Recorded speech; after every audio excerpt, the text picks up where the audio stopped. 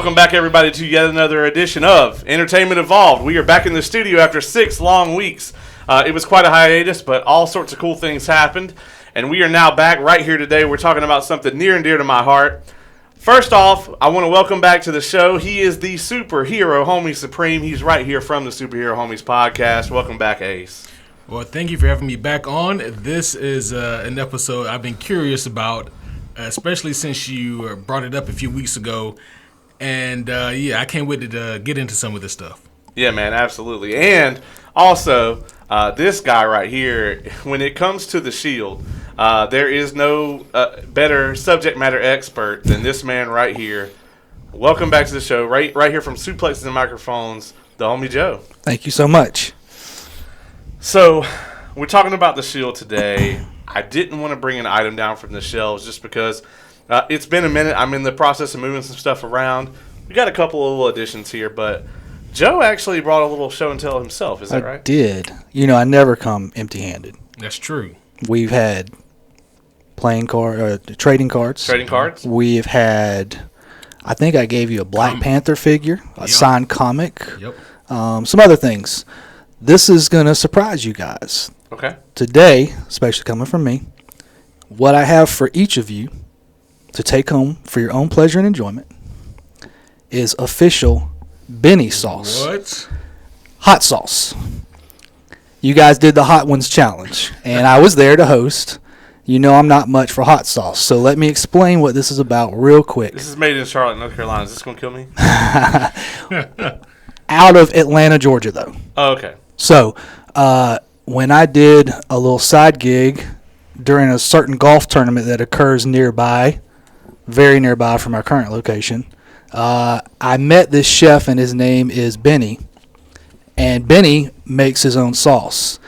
And this guy, to say he was impressive with his craft is an understatement of the year. Have you tried this? I have. And you liked it? I like it. You did not try that. I like it. I actually surprised him the other night at Buffalo Wild Wings. I tried. He said, "This is gonna kill you," and I tried. I'm like, "No, it's great." He did it with some kind of dip, and I said, "Don't try this, brother." Yeah. In any circumstances, but he tried it. So, wow. I've given these out to a few people as gifts, and they've cooked with them and said it was excellent. But again, this is someone I personally know. I actually texted him on the way here and asked if he minded if I plugged it, and he said, "No, that'd be great. Thank you so much." Oh, hell yeah. He's near Atlanta, Georgia. If you go to BennyThings.com, BENNY things.com, you can actually order your own bottle, or maybe if you want to have the money to hire a private chef, go for it. You will not be disappointed. He has cooked for like legit celebrities and big events and things like that, and always impresses and is always invited back, so then he's legitimate. Well, we're illegitimate celebrities, so he could come and cook for us. Absolutely. We were talking about your setup here, so just let him handle it. That's true. Just let him handle it. Yeah. But yeah, if you guys want to check that out, but those are yours to take home and enjoy. That is very cool. Thank you for the gift. And we are going to probably do another podcast assembled Hot Ones challenge at some point. I heard a rumor about that, yeah. Yeah. Rumor becomes myth, and myth becomes legend and all that. So that is such a high endorsement coming from you of all people. Like, I don't know if you homies understand this, but from what I can understand, Joe's tolerance for kind of this stuff is normally non-existent. So the fact that you like it speaks volumes. Right. Yeah. Yeah. Definitely. For sure. I'm over here kind of flabbergasted. I mean, I'm not saying I would drink the bottle. Right. No, neither would I. Yeah. But try it with some meats or something that you want to cook it up, or just whatever. I think you guys will like it. Oh, yeah. Okay. And again, it's coming from someone I personally know, and he's a good dude, and he's excellent chef. Oh, well, we're gonna figure it out. Excellent. We're gonna put it through the ring. We gonna see. We gonna see. You're gonna learn today. That being said, man, thank you for that again. We're here to talk about some Shield today. Absolutely. So we're gonna be. I'm not necessarily calling this a review of the Shield because, well, at this point, the content we're reviewing today is over 10 years old. We are going to be talking about the now infamous FX TV show, The Shield. We're talking about the first 4 seasons. There are 7 seasons total. We're only going to be covering the first 4 here today. So we're going to do a little spoiler-free bit here at the beginning. And then at a certain point, I'm going to say, look, full spoilers from here on. When I say that, we're only talking about the first 4 seasons. We're not going to have any spoilers today from seasons 5, 6, or 7. the main reason for that is because Ace here has not seen them. That's right. So he actually has been watching this show for the very first time. So you have two kind of grizzled veterans here who have seen the show like a million times. And we both, Joe recently watched back through the entire show. Right. I watched through the first 4 seasons, and I'm on season 5 right now, pretty recently. And then you're watching it for the first time. So we have all these different perspectives on the show. I think it's going to be really interesting to talk about. So kind of just a spoiler-free intro to like what the show is about. Ace, having, you just started watching the show like 3 weeks ago. Yeah. Like, how would you describe it based on the first 4 seasons to somebody who's never seen the show before? So, first of all, I would say that in a good way, this show subverts expectations. And what I mean by that is I was aware of this show's existence, but, you go back to 2002 era when this show came out, and from my perspective at that time, just based off of commercials or TV ad spots or what have you, I thought it was just another police procedural. Right. And especially in the 2002 era, there were tons of those, and there's still tons of those today. Yeah. But this show is not a typical police procedural at all. This is not your NCIS or Law and Order or any of that. This is something that is, it is much more akin to like a perfect marriage of a police procedural, but mixed in with like The Wire and HBO quality, at least in terms of writing and depth. So it gives me a lot to chew on, whereas with a lot of these typical police procedurals, I watch those and immediately get bored. It's just kind of a flavor of the week type scenario, whereas with this show, it has such a unique kind of overarching feel to it, and each episode is kind of its own thing in a microcosm, but it also builds upon something greater. And so that's also a lot of fun for me to see. Really fun and unique characters. I can't wait to get into some of them. And overall, this has been a really, really positive experience. And I'm surprised I haven't seen this show yet myself. Yeah, that's a great way to describe it, I think, from you just there. Like, and when we talk about some specific arcs in a minute, we're going to kind of cover that, where, like, this show does such a good job of, like, if you sit down and watch an episode, let's say you watch an episode in the middle of season 3, you're somewhere and it just happens to be on. You could watch that single episode and enjoy it. But also, there's, like, storylines within the season, and then there's also storylines that last through multiple seasons or through the entire show. Mm-hmm. And they do such a good job of layering that. So, Joe, same question to you, man. How would you kind of describe this to somebody who's never seen it? And I'm sure this will be easy for you because I feel like you've done this before. Right. Most people that I know have seen The Wire. And so that's the first thing is it like The Wire? And, yes and no. I feel like it's better than The Wire. Not that The Wire is bad at all. Right. I will say this with my background. The Wire is a lot closer to day-to-day law enforcement operations as opposed to this wild ride that you're on in every episode. I hope so. Yeah. Well, maybe I don't. Yeah. So, I say it's like The Wire, but better. You were a little more eloquent than that with your description of the marriage of 3 different things. But, yeah. Yeah. I mean, I would say that it's much easier to watch The Wire first and then watch The Shield, because like I did and you did too, like if you've seen The Shield already and you try to watch The Wire, you're like, when is something going to fucking happen? Exactly.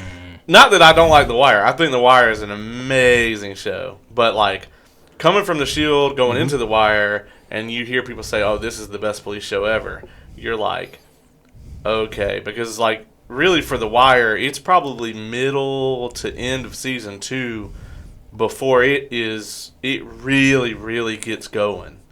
And then each season they kind of take you kind of one more layer deeper. Whereas with this show, I feel like in the first episode, they're like, this is what's happening, boom, and they hit the ground running from there. Absolutely. So the pacing, I think, is It's much more. I'm not gonna say it's better necessarily, but it's much more of a like I'm gonna grab a new viewer's attention. Yeah. The Shield. Yeah, and you're right. If you watch The Shield before you watch The Wire, you might get bored out of your mind waiting for something to happen in The Wire. Yeah. I totally agree with what you're saying there. Yeah, because like I almost didn't finish The Wire the first time because I was just like, I'm bored out of my damn mind here. Like, Yep. But The Wire is not built the way that this show is built. It's not constructed Right. that way. I think that's gonna kind of just be our little spoiler-free intro. I don't want to spend a lot of time on a spoiler-free section where we're kind of tiptoeing around for a show that's been off the air for over a decade. So, if you have not seen this show, I would invite you to go watch it. It's on... Is it Hulu that it's on? It would have to be on Hulu if it's an FX show. Right, yeah. So, it's on Hulu. It's also... the Blu-ray collection is out. I have that. That's how you're watching it. I currently have that. Yeah. It normally would be sitting on the shelf right here. But its spot is currently occupied, and it will return to the shelves once you're done watching the show. But I waited a long time for those Blu-rays to come out. I highly recommend it. It's a great package.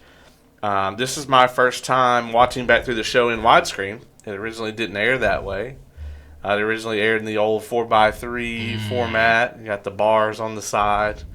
So you didn't get the full frame. But, so we're going to go into spoilers here. So you've been warned. If you haven't seen the show, go watch it. If you watch the first episode and don't immediately turn on the second episode, this show might not be for you. Right. But it's one of those. I tell people the same thing about like Game of Thrones. Back when I used to recommend that people watch Game of Thrones, I'd be like, yeah, just watch the first episode. And if you don't immediately cut on the second one, then it ain't for you. Now I just don't tell people to watch it. Yeah. But I do highly recommend this show to anybody. So go watch it. However, if you've seen the show, or especially if you've just seen the first 4 seasons, welcome. Pull up a seat. We are only going to talk about seasons 1, 2, 3, and 4. Good. At the end, I'm going to get some speculation from you on what is going to happen next, which will be very interesting, I think. So let's talk about some characters here before we go into specific season stuff. There's a lot of people that I kind of put down here just to kind of reference back to. But let's talk about the leading man here. Let's talk about Michael Chiklis in easily, I think, his most iconic role he's ever been in. The main character here, Victor Samuel Mackey. Ace, what are you thinking about Michael Chiklis' performance here? So I was actually thinking about all of these characters just the other day because I realized, oh man, I watched 4 seasons of television in 2 or 3 weeks.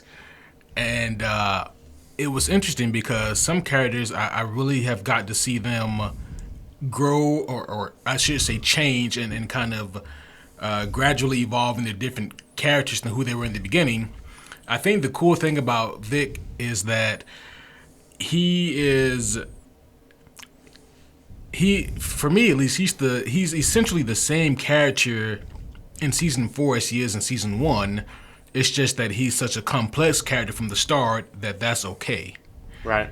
And he's the character that you kind of hate to love sometimes. And even when he's on some bullshit, you still want him to find a way to skate by. Yeah. It worries me that people like Joe watch this show. Right. Yeah. I have a friend of mine who has been watching this show with me for a long ass time, and we always joke that like no one should be allowed anywhere near law enforcement if they've seen the show. Yeah. Oh man. I mean, yeah, I gotta agree. I think that Vic is he's the original Walter White, right? Where it's like he's fucking up. He's doing things that are morally wrong, but yet you still want him to succeed, and that's hard to do. And the thing about the difference between the two, and the reason I think that Vic is, I'm not going to say a better character than Walt, but I think an even more complex character is because he shoots a police officer in the face in the first episode, and still, I think at this point in the show, most people would describe him as like morally gray. And I think that's really hard to pull off. It's Walter White was a very slow descent. Like with Walt, it's like, oh man, he's got cancer. Oh, well, he's got to come up with a way to pay for these medical bills. Oh, okay, well, he's a good chemist. He probably shouldn't be selling meth, but you got to do what you got to do. I mean, and then with Walt, it was a very slow thing where one day you were watching like season 3 of Breaking Bad, and you were like, no, that's wrong. That's wrong. Like, we've gone off the deep end here. Whereas with Vic, it's just like, hey, this guy is Vic Mackey. And then boom, and you see him murder Terry Crowley in that first episode. And then it just all kind of like cascades from there. And I think that's so much harder to pull off from a writing perspective, where it's just like, this guy committed cold-blooded fucking murder in the first episode. So I think the one thing I have to say about that is, seeing him kill a fellow police officer who, by the way, innocent guy. We're being completely honest here. Like, at least for me, seeing that. Stitches ain't gonna fix that.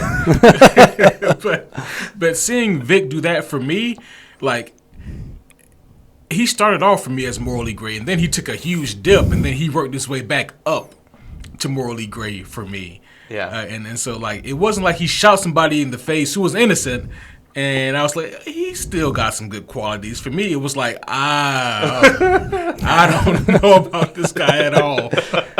But he had to work his way back up, and I was really trying to separate, not to get into any other characters right now, but I was trying to separate, my feelings versus my logical side of my brain, when I was like, well, Vic is absolutely corrupt, dirty, he's murderous, and at the same time, I was like, but man, Ace of Vader, I just don't like him. Like, it was like, at this point, I'm like, Ace of Vader's done nothing wrong and is actually trying to do the right thing, but I'm like, the feelings side of me is like, I still want to see what this Vic guy has to do next, and he can't get shut down now.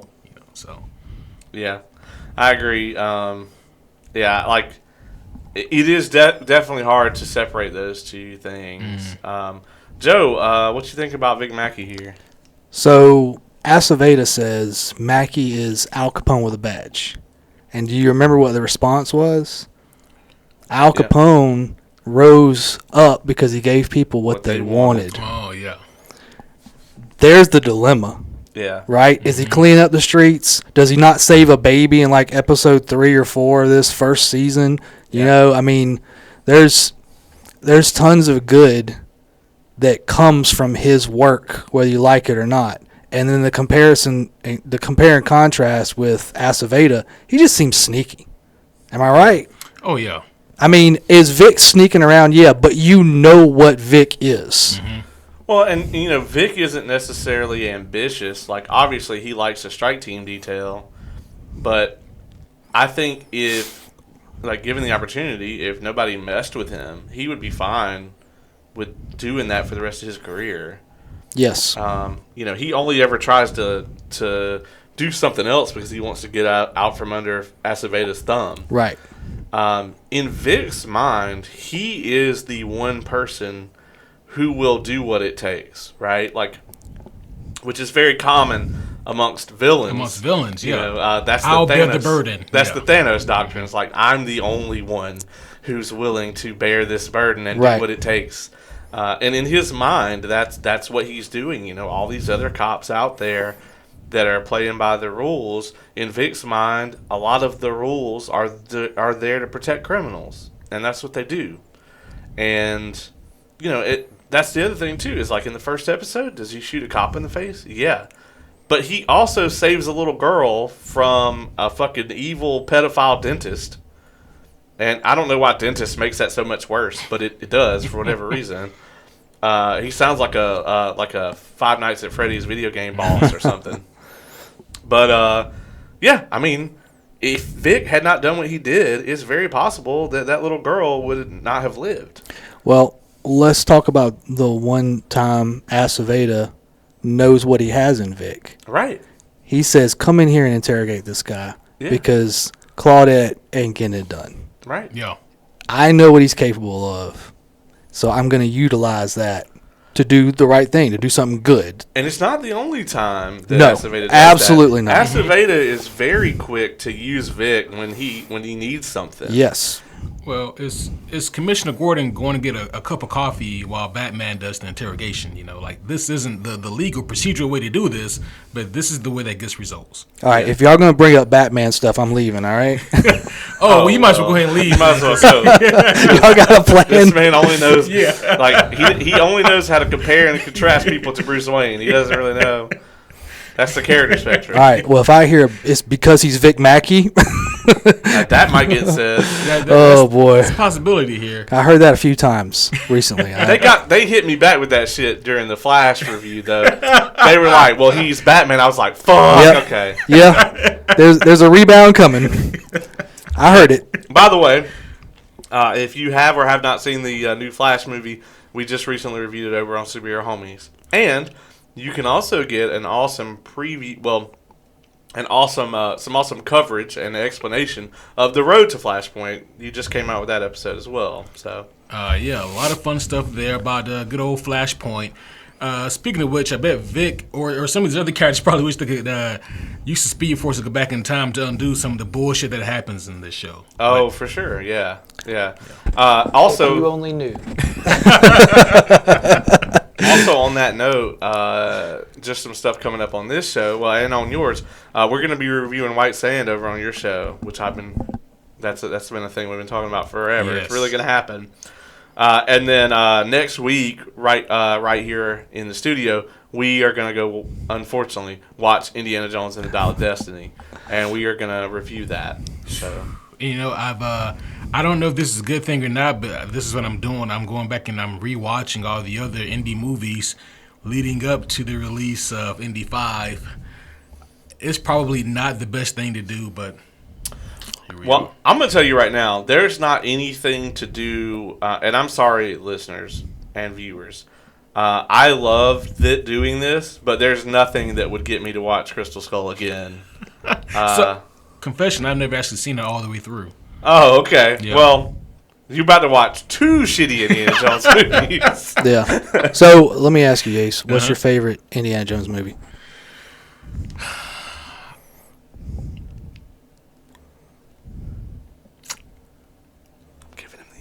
I know Temple of Doom is a favorite amongst many. I got to go with Raiders of the Lost Ark.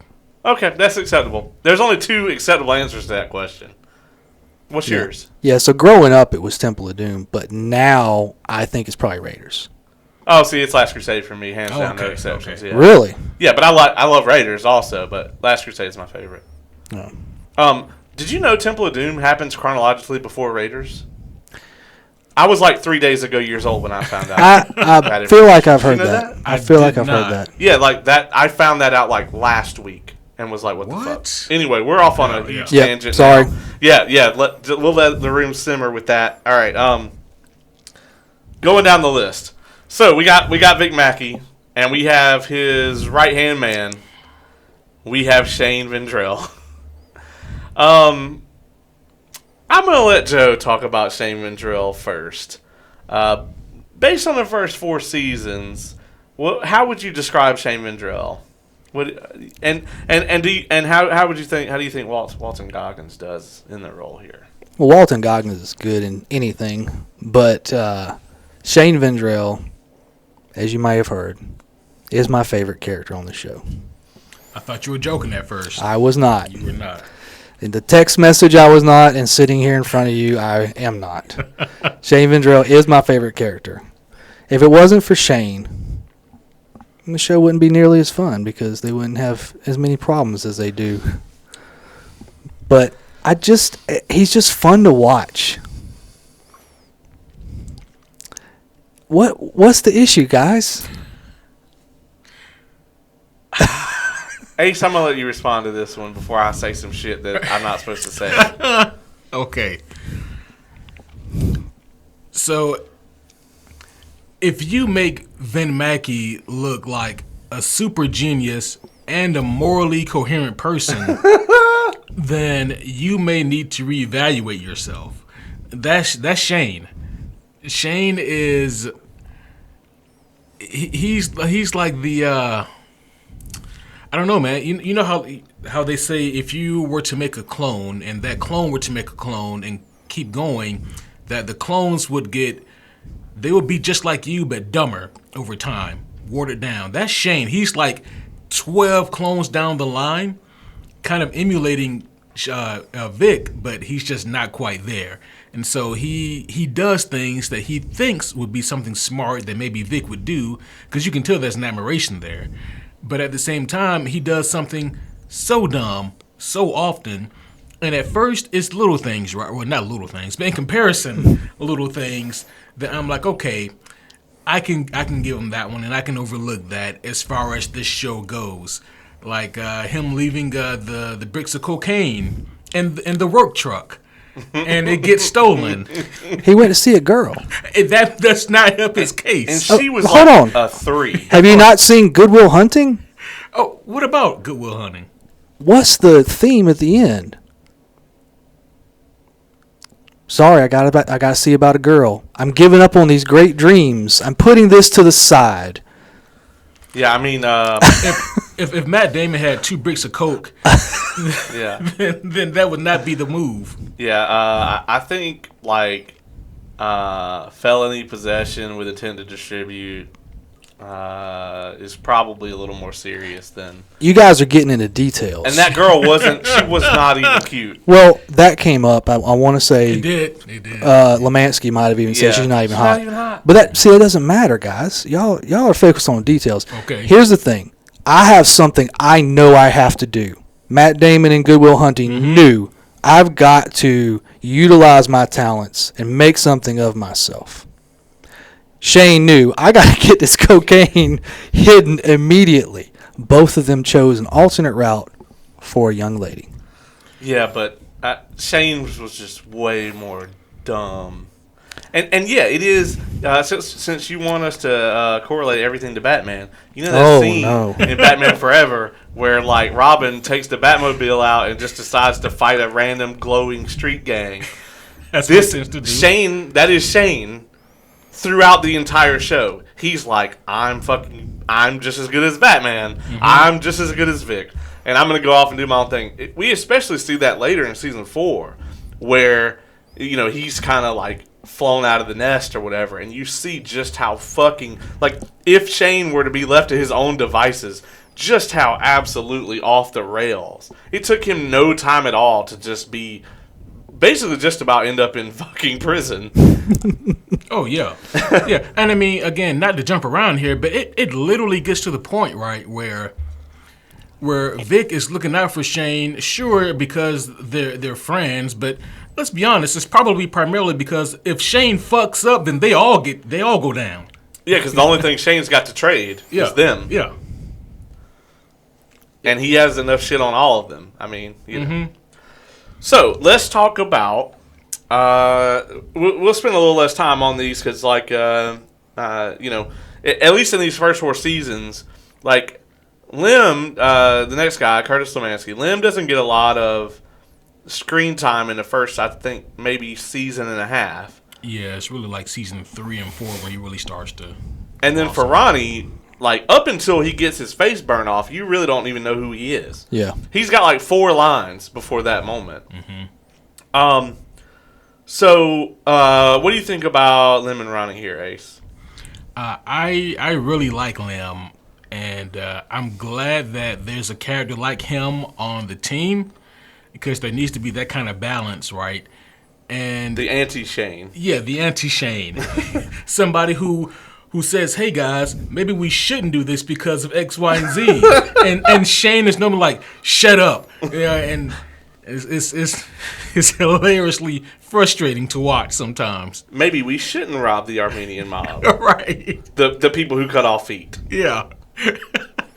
Hey, that was Vic's idea, by the way. Okay, you know what? That was Vic's idea, but I think that if a Shane isn't there to hype you up, then maybe Lim can kind of help you see things from all angles, you know? Also, if there's no Shane, maybe they just straight up get away with it, and don't get tied up in all the shit they get tied up in afterwards as a result of them. Oh yeah, that too. Yeah. Yeah, because like him. What was it? Buying Mara Alexis and shit. I should have put Mara on this list. No, you shouldn't have. But we're gonna talk about her in part 2. Yeah. Extensively. Yeah. Oh, she comes back. Well, they're married. I know, but yeah. I was hoping it'd be one of those things like they can just. You think they're gonna write her off the show? Yeah. Yeah. She'll be. We will talk about Mara extensively in part 2. Definitely. So she's like the 5th member of the strike team. Oh no. No. What about you, Joe? What do you think about Lim and Ronnie? Yeah, Ronnie's definitely underappreciated. He's got the tech stuff down for him. Without that, I would say, and this is not going to be a spoiler, but I would say that Ronnie doesn't really, you don't really truly get a feel for him as a person until I'd say the back half. Absolutely. Yeah. Oh, absolutely. His role changes a lot. Yeah. I'll just say that. And then Lemansky, probably the one that you want going into a fight with you. I don't think the guy lost a fight in the entire series. I was telling him the other day, I was like, if somebody on the strike team shoots you, you do not want it to be Lim. No. Because if Lim shoots you with that shotgun, bro, he is so accurate with not just that. He puts hands on people, and, yeah. It don't matter if it's 2 of them or whatever. And but not for nothing, he's definitely the biggest member of the strike team. Yeah, he is. Yeah, he a big old boy. Yeah. Yeah, I don't know where he's from, but he's corn-fed. Yep. He is a big old boy. I'm going to skip over Tavon for now because he's not a super major character. We'll come back to him. Let's talk about Captain David Aceveda. Ace, man, what's your thoughts on old Aceveda?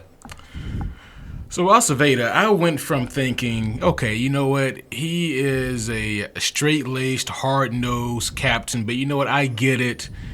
He is antagonistic only in the sense that you view this TV show through the lens of Vic. But if you look at this, taking a step back, he's doing what is probably best for the force and for Farmington. And then as the seasons progress. As the seasons go on, I say to myself, okay, well, he does have political aspirations, of course, but, all that aside, he's still trying to look out and do what's best. And now at this point, maybe he's doing a few things just because he thinks he can take down Vic, but that's only because he knows that Vic could be a problem. And then the seasons progress even further, and I'm like, I got nothing. This guy he's trash. He is terrible. I think that he's portrayed great. I really I like what he has to do in this series, and I think that he is a great character in the worst way.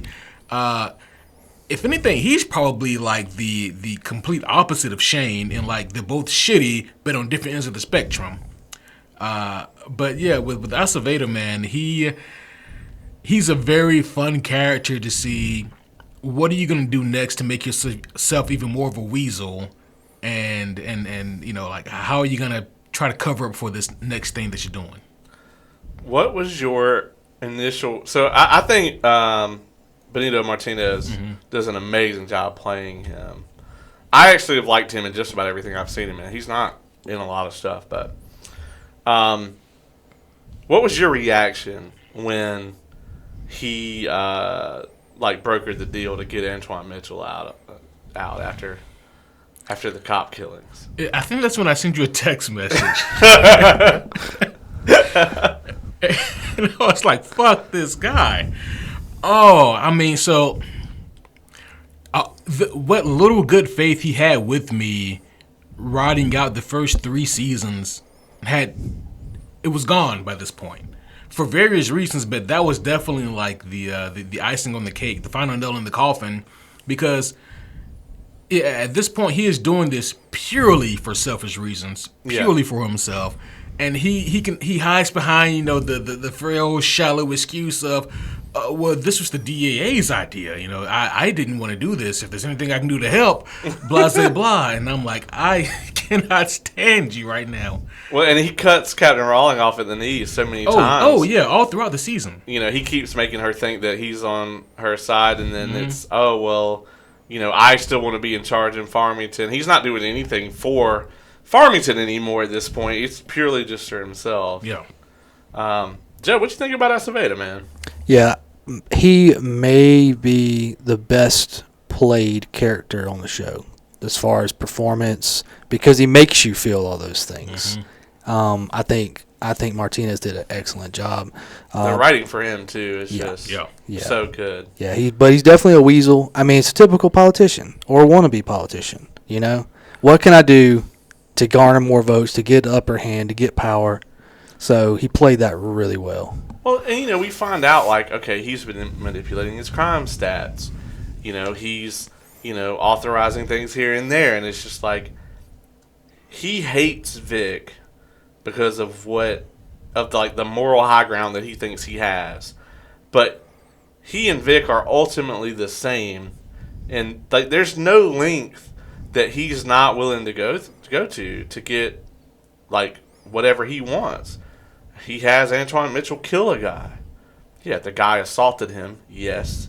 But at the same time, he still has a guy killed for his own purely selfish aspirations. And that includes getting a guy who murdered 2 police officers out of prison. That he found the bodies of. So it's there's really no depths he won't get to. And the reason that I think he's such an interesting character is he feels like he has the moral high ground against Vic, but really they are ultimately the same. A lot of times I would put Vic ahead of him from a morality standpoint, which is insane, but that's how it is. Yeah. When he considers Shane the weak link, and him and Dutch get him in the interrogation room, and he looks him dead in the eye and says, I know Shane. Bro, I got chills because he does know. He does. I know he doesn't know, but right now I believe him. Yeah. I mean, it was an incredible scene. Shane's eyes get entirely 3 times the size. We're done, And then of course Vic busts in. Yeah. But that scene to me was just amazing because he was so freaking convincing.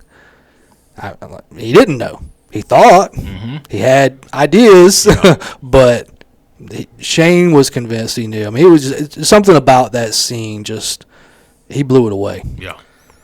I mean, you got to think about throughout the course of this show, the people that he got to act across from. He got to spend the whole season working with Glenn Close. He got to spend the whole season. You haven't got there yet, but working alongside Forrest Whitaker. It was just a pretty awesome thing. I mean, we see him share a couple scenes with Anthony Anderson. This show had to been a dream for this guy. True. From an acting perspective, because I think he probably, other than Vic, has maybe the most screen time. Yeah. Other than maybe Vic or Shane. Shane's got a lot, depending on as he should. I thought Aceveda was, like I said, great character. Fucking hate him. Probably hate him more than anybody on the list, honestly. Even Shane. I enjoy watching Shane fuck up and whatnot. But yeah. Also, what isn't Shane, by the way?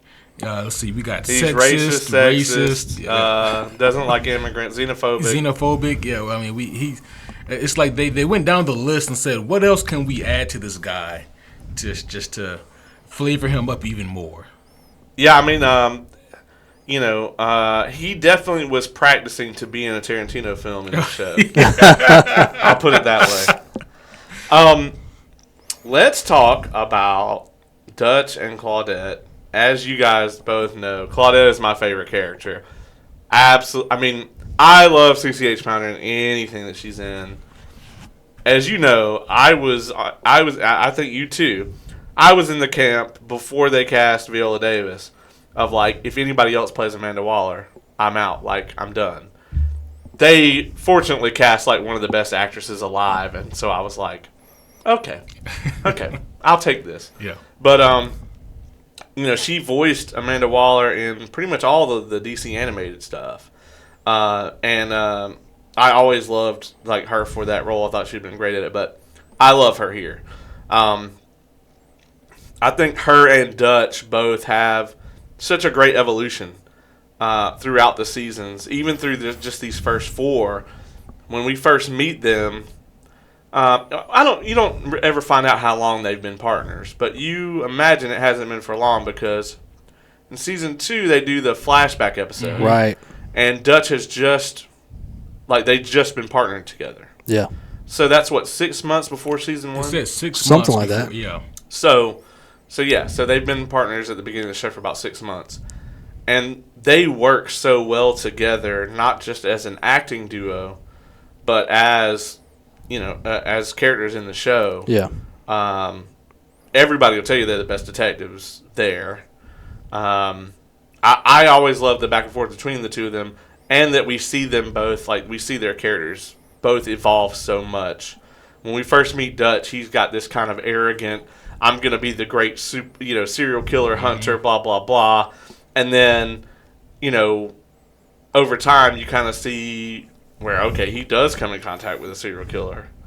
And it fucks with him hard. Mm-hmm. Yeah. And he evolves throughout the show to kind of see things in a little different light. And then with Claudette, when we first meet her, she's kind of the keep your nose to the ground, look at it from a reality standpoint. But then she starts to kind of see how things are going on around her, and over time, she's more and more like, I'm going to put one foot forward to try to change things or try to make things better.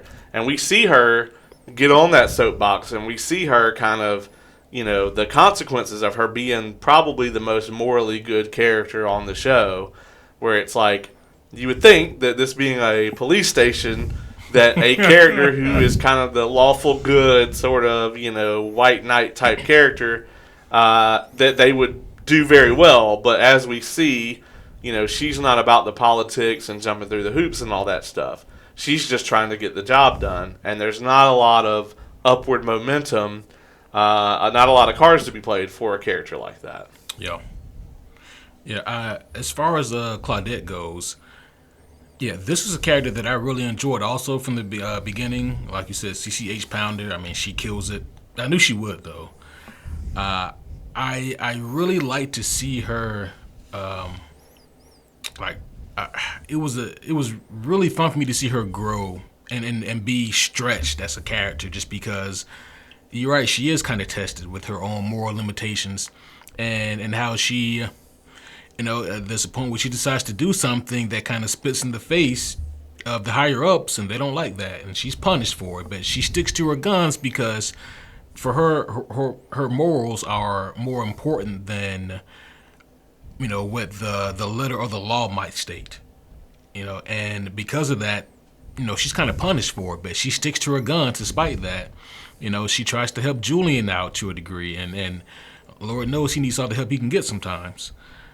She does a lot, and at least from the beginning of the show, you also get the idea that at least to varying degrees, she's probably aware of some of the activities that Vic and his gang are up to, but because he gets results and he's not in her way, she just kind of lets him, do as he pleases until there's an impasse.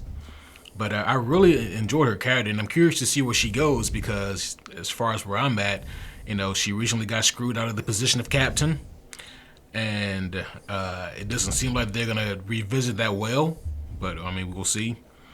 As far as Dutch goes, Dutch is quickly becoming my favorite character in the show, which, from episode 1, I did not expect, and he's had quite a bit of growth for me. And it's been so much fun seeing him grow. Although I do keep an asterisk by his name because he did strangle a cat. That's kind of hard to overlook. He loses a lot of points with me for that. Yeah.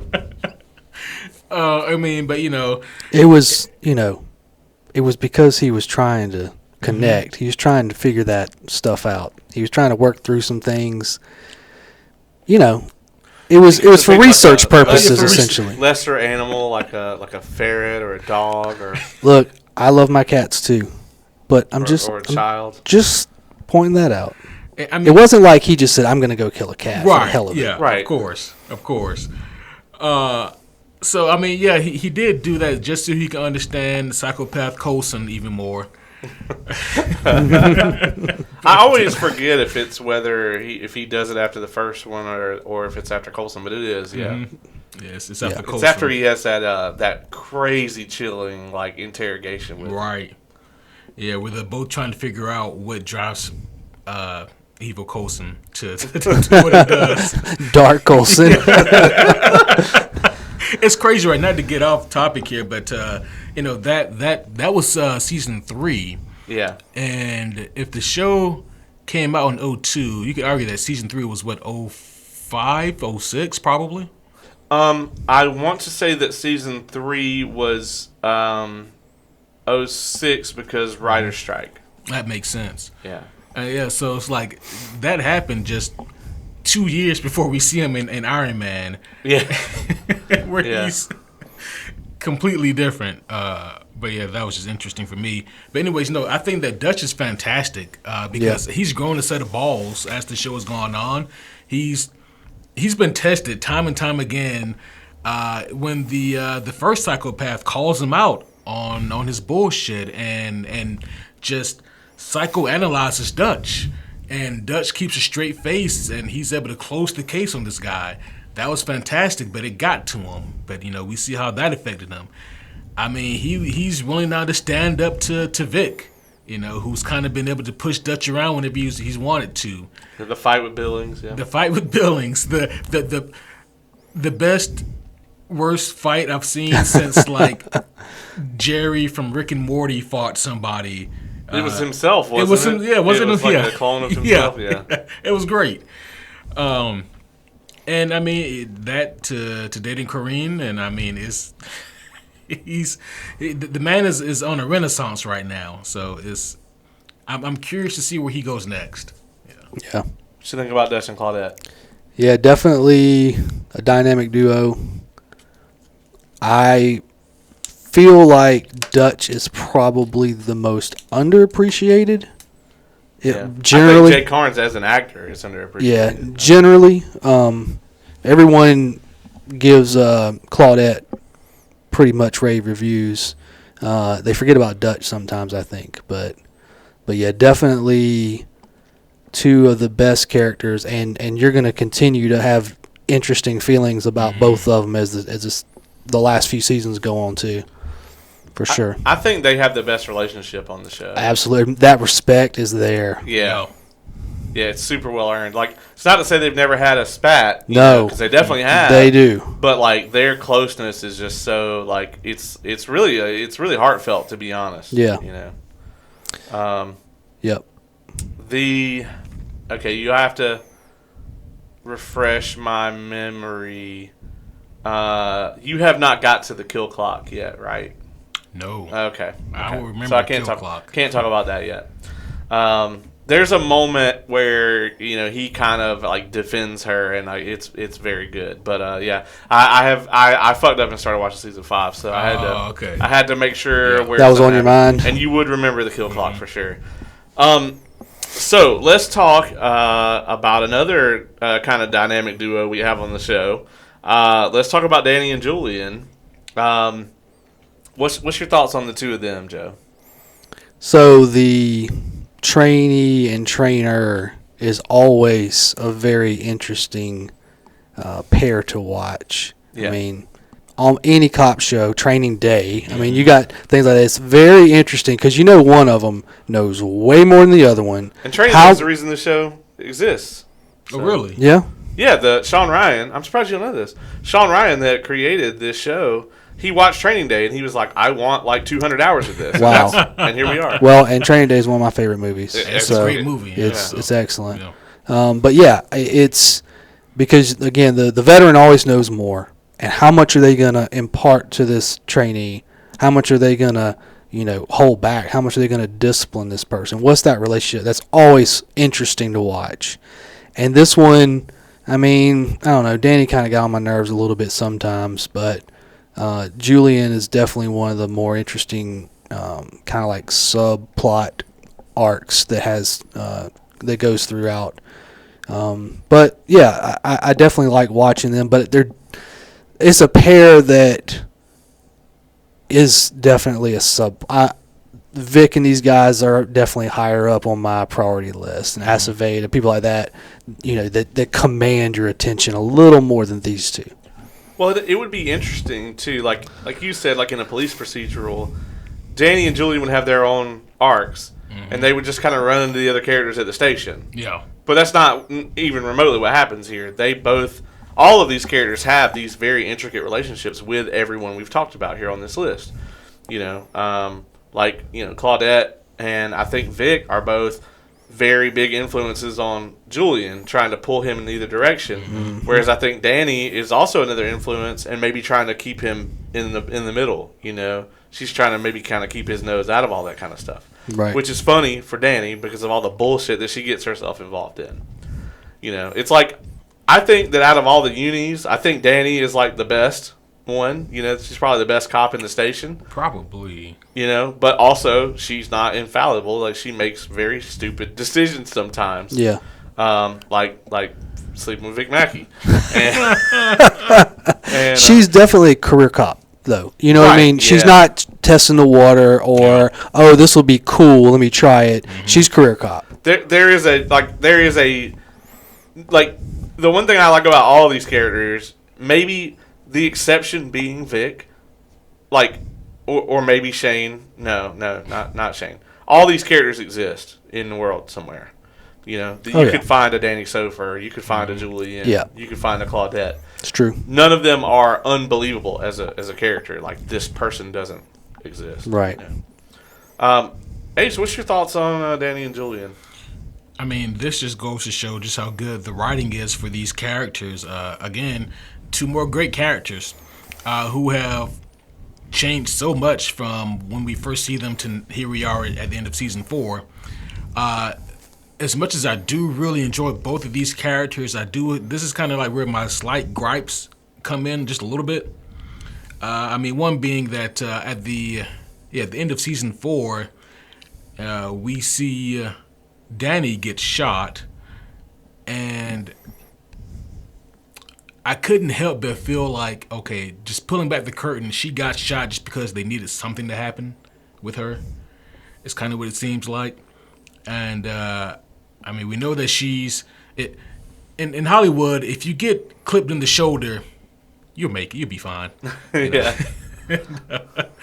My gripe with Julian's character is that he has this really interesting conflict with himself in like the early seasons with like his homosexuality and how that kind of thrashes with the police culture that he's with in Farmington, and also with his religious background as well, and like how that all kind of comes to a head, and how does he deal with that?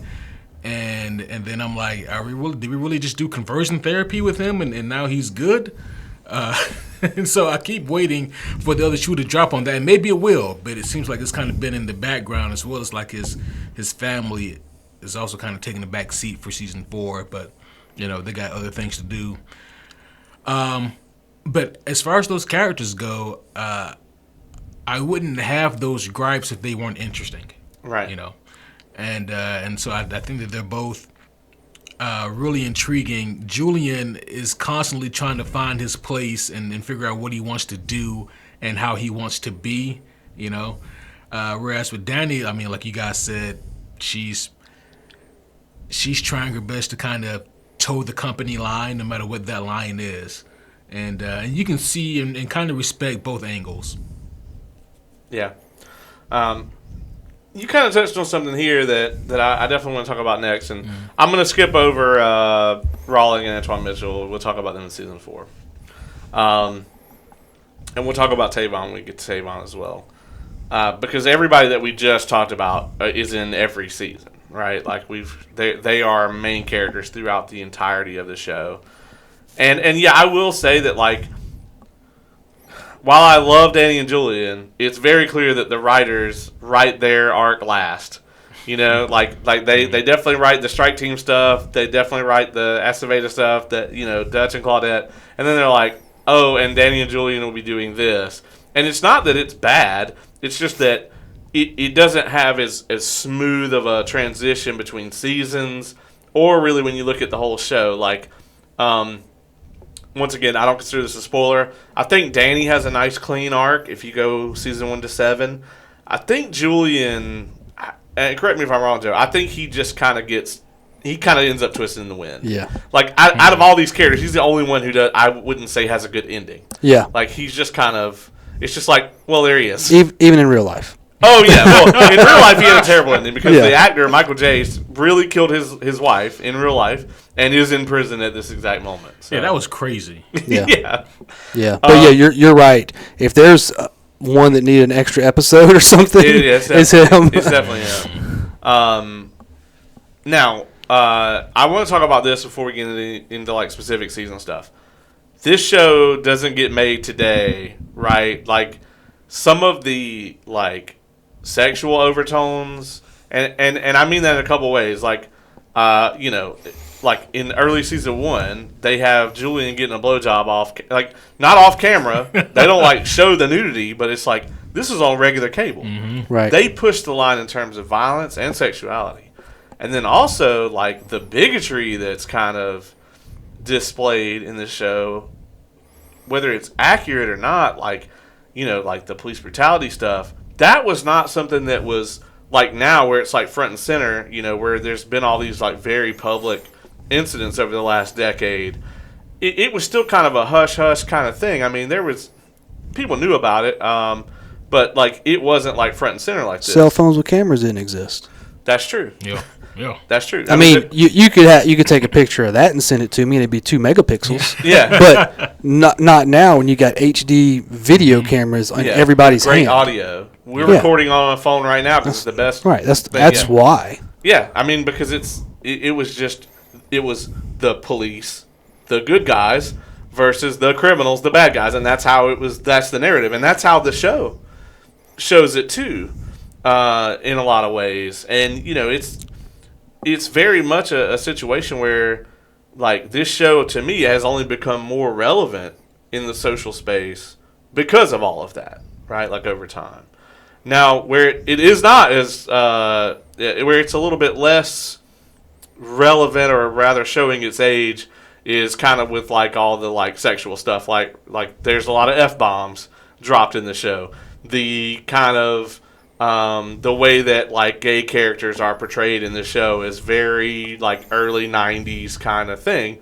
But I think that's also kind of because that was the culture. They addressed that, where it's like, you know, you look at like rap music, right, up until very recently, you know, that they very much were not like, they weren't exactly waving pride flags around on the album. You know, and it's probably the same way in police culture, right? That's kind of what's happening in this show. So there's a lot of that where it kind of shows its age. You know? It's a sign of the times it was created in. Yeah, Julian didn't want Crossbones to know. No, he did not. Did you notice that? Yeah, did you notice that? No. Crossbones? Oh, yeah. He's on super young, right? Yeah. Frank Grillo. Yeah, Frank Grillo. Yeah. Chang is actually in the show too, though. You said who? Chang from Community.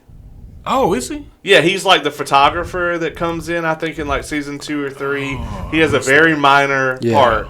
It's a very early role for him too. He just kind of comes, Ken Jeong. He just kind of comes chilling in. I think I do remember seeing. Yeah, it's quick. You're like, that guy. But yeah, I mean, a lot of that stuff, like the social commentary from the show, I think, like at least from like the interactions between like the police and the citizens, like I think has just become more relevant over time. Right. So let's talk some specifics. Season 1, going into this, we talked about earlier, very first episode, we got Terry Crowley. we get introduced to him as if he's going to be a major character. You know, and just watching that first episode, you're like, okay, they're setting the stage for this. It's going to be Aceveda and Terry Crowley, and they're going to be trying to like work behind the scenes to bring down Vic Mackey and the others. And we learned very early on that Aceveda's going to have to carry that shit by himself. And Terry Crowley gets shot in the face at the very end of the first episode. And this, honestly, like, Aceveda already was trying to bring Vic down. But at this point, it's such a personal vendetta because he really liked Terry.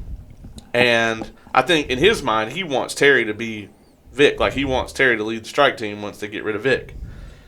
But Aceveda knows that Vic was involved in the murder. Only Aceveda knew, supposedly, that Crowley was going to snitch on Vic.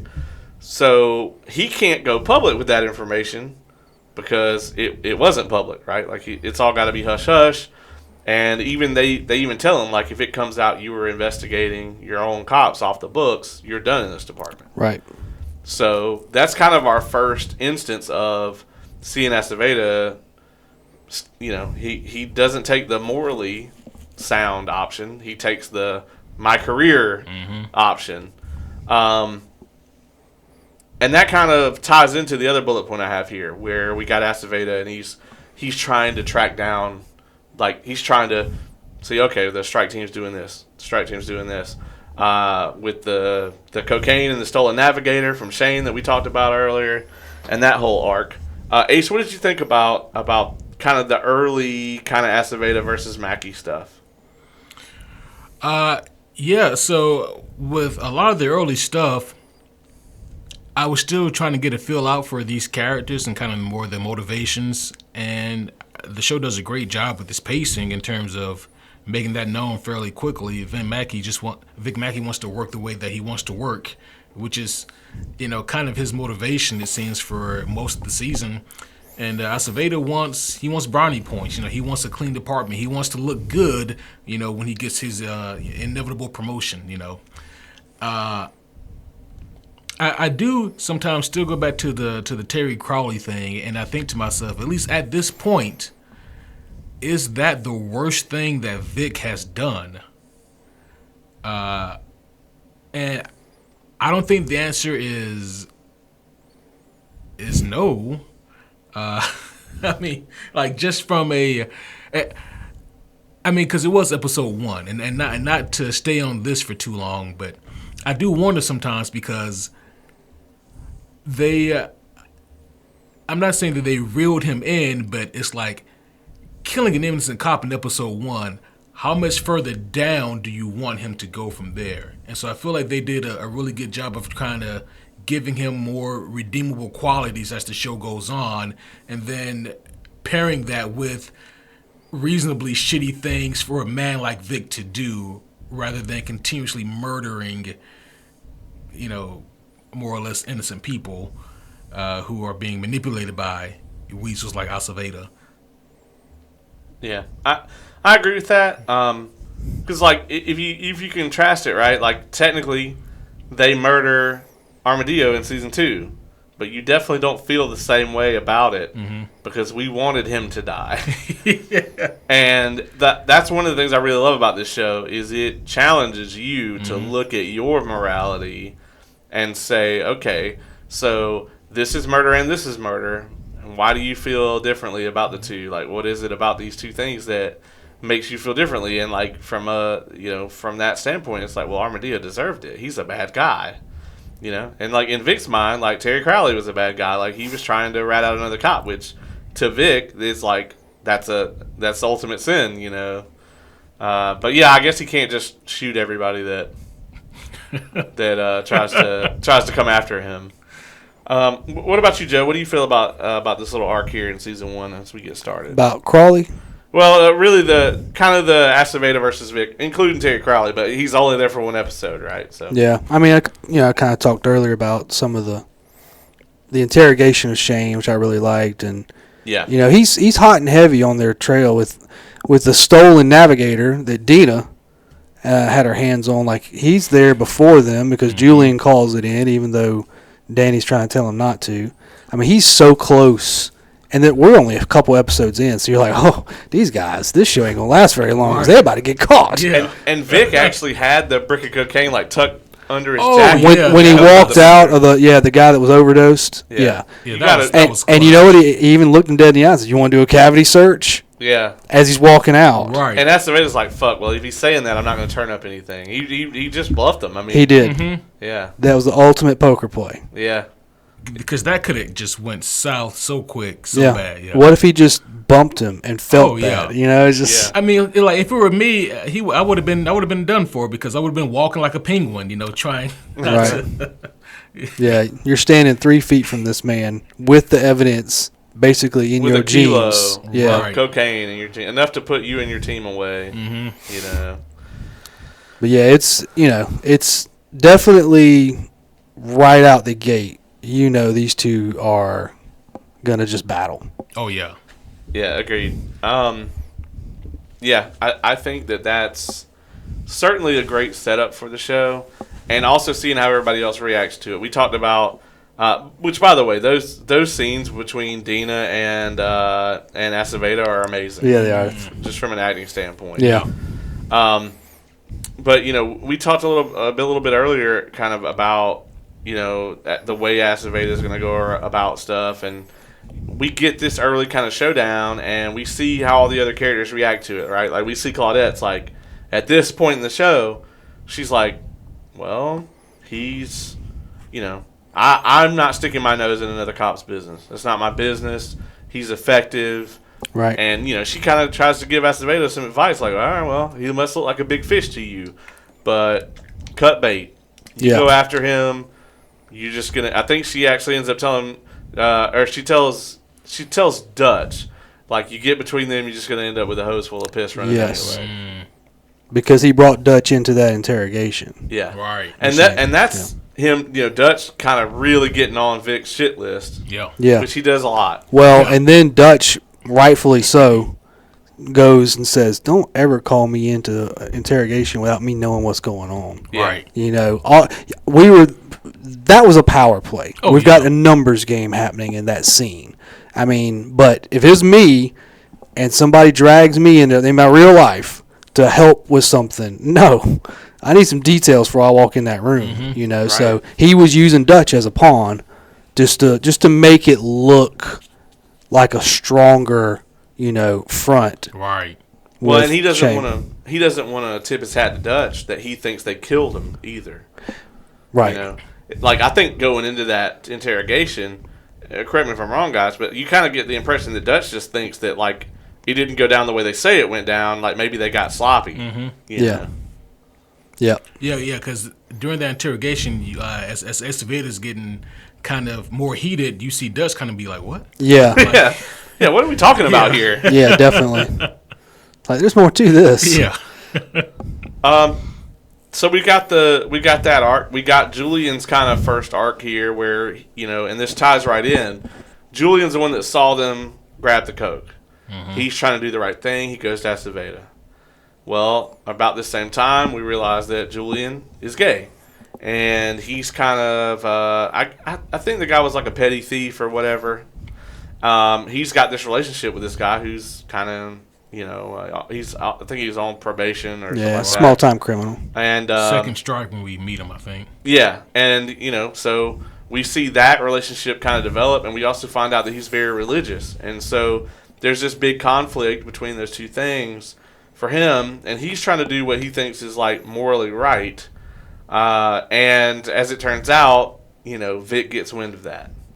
And in the Farmington police station at this point in time, being openly gay is not an option for an officer. And so we kind of see that angle play out where, he drops his statement because obviously it's like, this is going to go to court or something if you got an officer saying he saw another cop steal this cocaine. But Julian withdraws his statement because Vic gets to him. What did you guys think about this situation? I thought that. I mean, in the grand scheme of things, even at this point in the series, I'm like, this isn't the worst thing Vic could do. Vic could just shoot him, you know. He got off good compared to the last guy. Yeah. Right. No, I thought I like the kind of complexity that it introduced to Julian, where he wants to do the morally right thing, but now, his dirty little secret's going to get out, and now what's he going to do? So, how far is he willing to take his morals before it starts to maybe jeopardize his career or how people view him? And so once his own kind of self-perception kind of gets in the way of things, then he decides that, you know what, I'm gonna cave on this thing. You know, maybe I shouldn't pursue this whole deal with Vic having the keys of coke. I didn't see that, you know. Right. So I was mistaken. Yeah, I was mistaken. How were you mistaken with such fine detail? Yeah. And you know, it's interesting. Like, if like a younger person watched this, they'd probably be like, "What's the big deal?" Like, "Oh, people are gonna find out he's gay, so what?" But like, it's a lot different in 2023 than it was in 2002. You know, probably especially on police force. Right.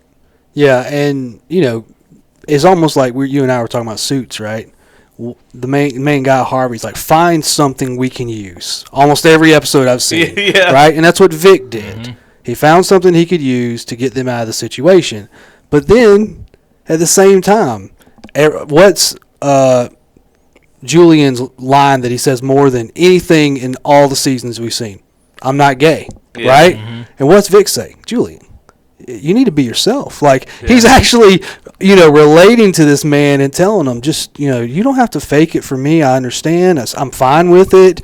And it comes across as this compassionate person, while at the same time, I just pressed this guy's button. Right. You know, I use it against you, but hey, don't let that stop you from being you. Well, and that's the trick, right? Like, the con man always leaves you feeling better about yourself. Like, that's part of the hook. Sure. You know. Yeah. And that's really it. You know, it's Vic being like, you know, oh man, you know, I'm trying to help you out. You know, like, oh well, we don't want this to come out, but like, you know, if it does, you don't have to. You know, if you don't want it to come out, but you can come to me. You know. Yeah, but do you believe him? Do you believe that he feels that Julian should not necessarily hide it? I think that Vic knows that it would be a mistake for him to come clean about it as an officer. But I think that Vic personally probably doesn't really care one way or the other, especially if he can use it to his own ends. Yeah, but I mean, if you think about it, if Julian comes out and everyone knows, Vic has no leverage. Yeah. Right. So it's kind of like, I'm even going to turn this card over and show you. Yeah, but I think that Vic has also been around long enough to know that, okay, I can read Julian like a book. He doesn't want this out, so I can show him my whole hand. He won't stop it. Yeah. You know? But also, it's kind of interesting, right? Because in comparison to other officers, Vic, he does a shitty thing, but he doesn't seem to really care about Julian's sexuality in comparison to the other officers. Right. No, he doesn't. I mean, and he's got bigger fish to fry anyway. Yeah. Yeah, I mean, he's more concerned about this than anything. You know, like he's way more concerned about watching his own skin. You know, basically. Yep. So, and then we've got kind of Dutch and Claudette's main arc here in season 1.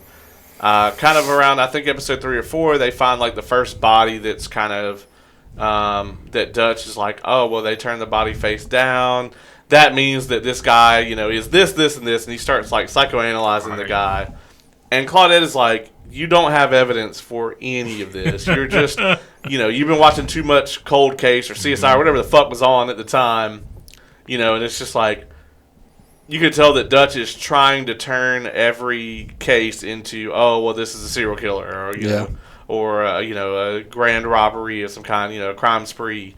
And Claudette's like, we got to go off the evidence and then make our conclusions. We can't come to the conclusion and then try to dig through the evidence and arrive there. And with this one, though, as time goes on, Claudette becomes more convinced. They find another body and then another, and they're all the hookers turn face down. Right. And eventually they just happen to catch this guy because he was so impulsive that he ended up going back to the scene of one of the crimes. Well, he did something when he went there, though. Yeah, he got caught masturbating at the scene of the crime. And it's just like, if he hadn't done that, they may not have caught the guy. But even then, it was challenging for them to get him to confess. Right. And we have that amazing scene to cap this off with Dutch interrogating the guy. And the guy is just going in on Dutch the whole time. And that guy is he's in some other stuff, but I can't think of it off the top of my head. But he's definitely in a couple other things. And the whole time that the guy is thinks he's just grilling Dutch, they're all gathered around the monitor, like watching or whatever. The bodies are being dug out from under his house. Yeah. Like they've got him. Yeah. And that was just that scene. It to me was probably my favorite scene from season 1. That was a great scene. Yeah. And it's one of the few times after they basically know that they have all the evidence that the strike team guys call him Dutch man instead of Dutch boy because he earned their respect for cracking that guy. But you look at Dutch as he's coming out of there and everybody's cheering him on. That's all he lives for right there. Yeah. He could do it without a paycheck if he could chase serial killers and get the respect of his colleagues for doing it. Yeah. Period. Well, and then he goes to the car, though, and breaks down because the guy was right. The guy was right. Yeah, exactly. Everything the guy said he about held it all in. He did until he got to the car, man, and then just lost it. And that was such a great character moment. Yep. The writing there was so clutch, I think. Oh, yeah, it was because if Dutch ends up just no-selling that and then we never see, that end result, then it would leave me wanting a little bit. So seeing Dutch, first of all, when everybody was celebrating, like, Dutch, breaking the case or whatever, and getting to the bottom of it and figuring the whole thing out, they were all celebrating him. Dutch seemed happy, but not as happy as you think he'd be, for finally getting the big case he wanted. And I think that was definitely a part of it because it was still eating him up and he was on the way out. And then, he goes and breaks down in the car. I really dug that moment just because, like you guys already said, yeah, the guy was right about Dutch. Mm-hmm. But, it was just one of those kind of cool moments because, again, without that, then I'm not sure exactly what that would say about our serial killer. Yeah.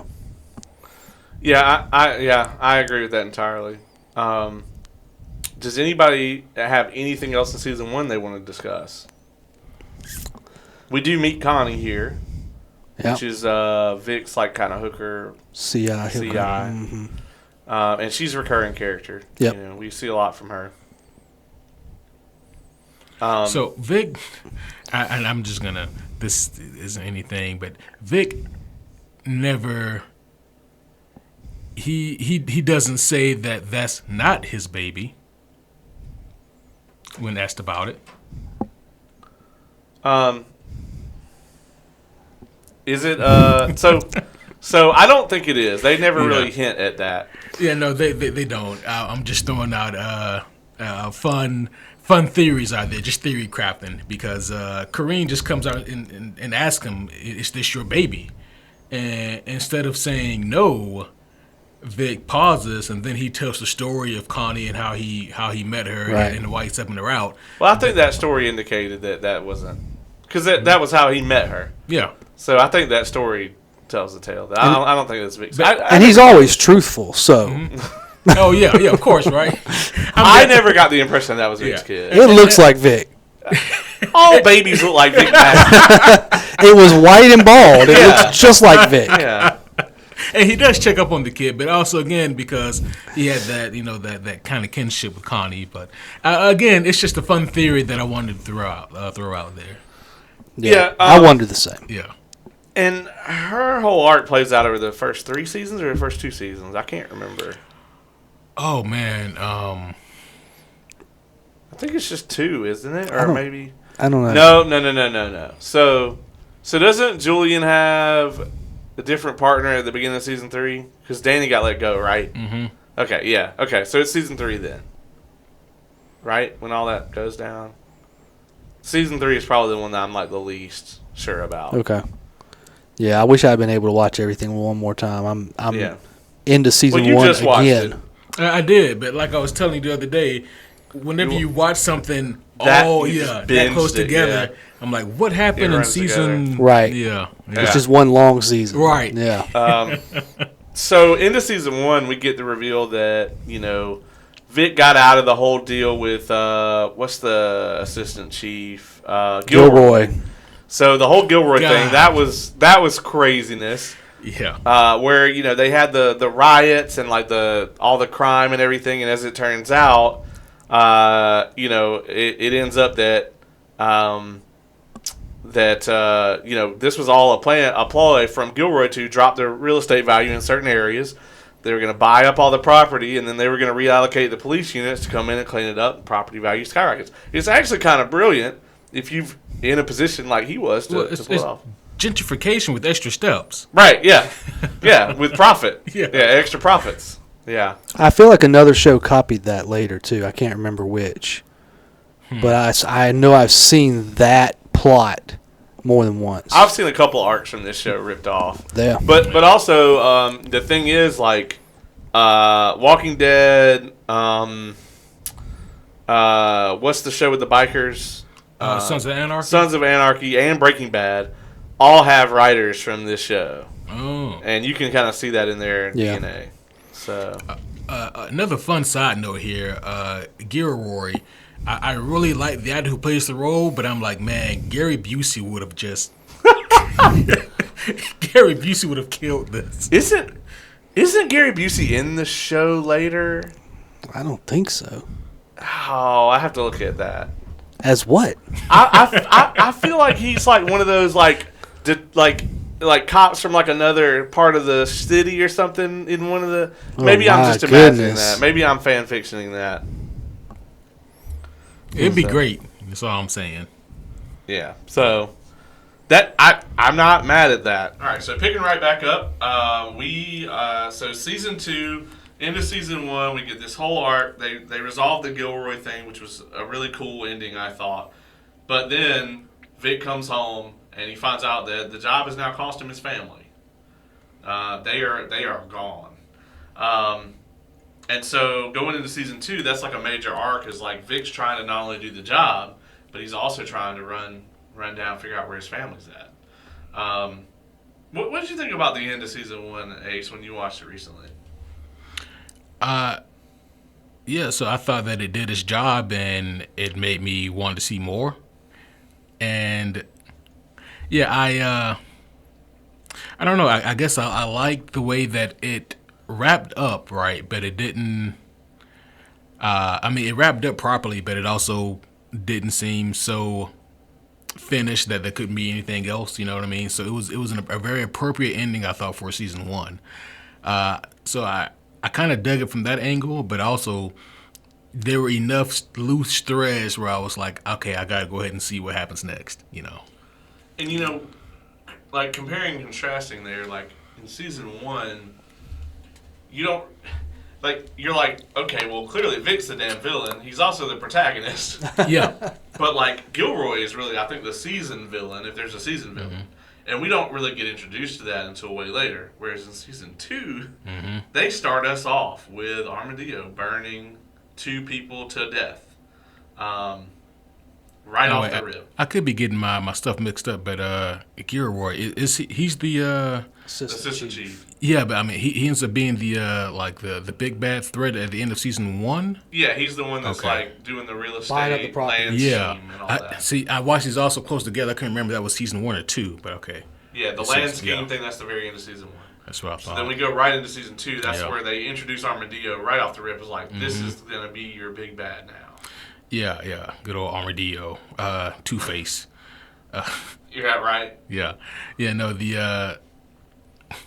but yeah, the Gear War stuff I always really enjoyed because I was like, this motherfucker can't be trusted. I thought he was halfway decent. He's an old white man in a cheap suit. It's true. With He's the power. bad guy. That's true. With power, yeah. Yeah, that makes it even scarier. But Yeah, like I said, I really like how they just kind of they wrapped it up, but also they left more questions, which is what you need to do for a season 1 finale. Well, it's the old, supposedly, Abe Lincoln quote, all men can withstand adversity. If you want to see someone's character, give them power. And there we go. So, Gilroy did not pass that fucking test. No. Yeah. What a friend he was. Yeah, right? And this is one of the few times where I'm, like, agreeing with Shane, because Shane's like, let's fucking kill him. Mm-hmm. And I'm like, yes. But Vic at this point, I think Vic not only has the relationship with Gilroy, and we see that kind of in the flashback as well. Gilroy is kind of the guy that's been watching Vic's ass and enabling him. He's every time Aceveda gets on the trail, Gilroy's like, no, you got to drop this. Yeah, he's running interference for sure. Exactly. So Vic is trying to keep that relationship until the moment he realizes, probably about the time he hit the gun in his house, that's not going to be an option any longer. Yeah, how crazy was it? Like when Gilroy he goes and visits Vic's family, and when Vic isn't there, and that of course is when he has the gun. And I like how they, between one episode and the other, they paint this picture of Gilroy as being like this unhinged madman who could harm Vic's family. And then, the next time you see him, he's like, well, I hid it in a place where the kids couldn't get to it. Yeah, I'm not a monster. Yeah. Right, yeah. So Vic's family leaves as a result of all this stuff. We get introduced to Armadillo, and man, this guy was like, we had the serial killer in season 1, but Armadillo is like the first time that we got okay, here's a bad guy on the street who is the major threat now. And this dude, he comes into Farmington, and he's trying to basically unite these, the Mexican gangs together. And he's trying to run this big operation and everything. And he's studied American laws. And in any other district, this might have worked out for him. Unfortunately, Vic Mackey also has studied the American laws and doesn't give a shit about them. As a matter of fact, so just to set the stage for you on this, we're at a convention, the two of us, and there's 2 other people in our hotel room. They have never seen the show at all. And we're watching the episode where Vic burns Armadillo's face off. Right. So, they're watching the show with us, and the officers of the law show up. They knock on the door. The dude answers. Vic begins to beat him with the law book and then burn his face off on the stove. And, the other 2 people that were in the room with us, that's their only exposure to the show at this point. And they're just like, who were the bad guys? Right. I'm like, well, he raped a little girl. He's the bad guy. Yeah. Yeah, you have to do something absolutely awful, irredeemable to get lower than Armadillo. So I agree. As far as the villains on this show in the first 4 seasons, I would put him even below Antoine Mitchell on the scumbag shit list. Yeah, I think so too. So Ronnie finally got a speaking part. He's like, hey, Vic, stop. It's true. Yeah. 18 episodes in. Yeah, and it was like, whoa, who said that? Yeah. Who are you? You can talk, Ronnie. Jeez. Ronnie doesn't become relevant at all until they put the hit out on Armadillo. On his brother. They're like, oh, we're going to kill your brother if you keep this shit up. And then Armadillo's like, fucking bet. Has his own brother killed. Mm-hmm. And then they end up trapping Ronnie and burning his damn face off to kind of get revenge back on Vic. I'm going to tell you, man, about the 7th or 8th time he hit me with that law book, I would have been like, okay, I'll leave. Around the time that your teeth start falling out? Started falling out, and I'd be like, okay, that I'll was leave. a crazy image when you look inside that mouth. Chipped and busted and everything. Yeah, and then he burned his face off. Mm-hmm. Right. Yeah, no, that was the appetizer. Yeah. The actual meal was coming. The effects department with the prosthetics, they did such a good job. The burns were deep. Mm-hmm. It was half a fucking inch deep into his face. And it's just oh my god, that must have been horrible. Yeah. It's a good thing that Vic, didn't try that in an apartment like mine, because we'd have been standing over that burner for a good 3 minutes before it got hot. Just having an awkward conversation. He would have just been beating you with the book. Oh, that's still, true. Hey, Lim, tell me when that's hot. Yeah, tell me when that's hot. I'm just gonna, kind of, honestly too, this is where Claudette starts to kind of, I think, really change her tone about like the lengths that Vic is willing to go to, because she has a lot invested in this, because the little girl that he raped, like that was their like kind of witness, and like Claudette, got her to come in. Yeah. And she feels immense guilt about what happens to her. Put her in harm's way. Yeah. And Claudette is like, I want this guy no matter what. And her and Vic come to a crossroads on that, where it's like Vic doesn't need him to be taken in the right way. Vic needs him dead, because he doesn't need him telling everybody how he got the scars on his face, or any of the other shit that Vic was into, like the fact that Vic had his own cocaine dealer. Which I liked T.O., actually. Yeah. T.O. was a cool guy, and then Armadillo killed him too, which was fucked up. Yeah. Didn't he also? I mean, yeah, he was the guy who would like tie people to stage, throw tires over them, and then set tires and them on fire. Yeah, he burned down T.O.'s comic shop, which was also his drug crib. Which, I mean, I gotta admit that's a cool front for a drug crib. Yeah.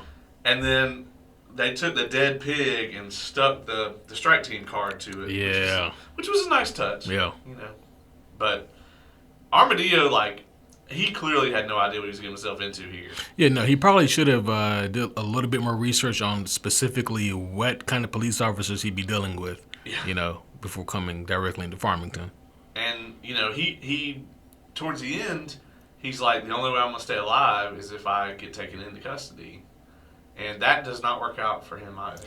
Not at all. What was your kind of reaction, Ace, watching that to the way that whole thing worked out, where they had him basically shanked in the cage?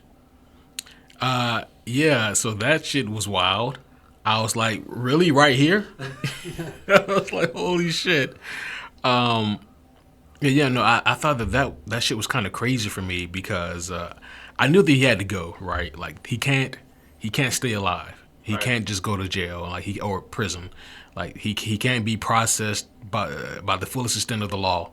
This motherfucker has to die somehow. And so, but when it happened, I thought it was fulfilling, because it made sense, and I didn't see it coming, not that way.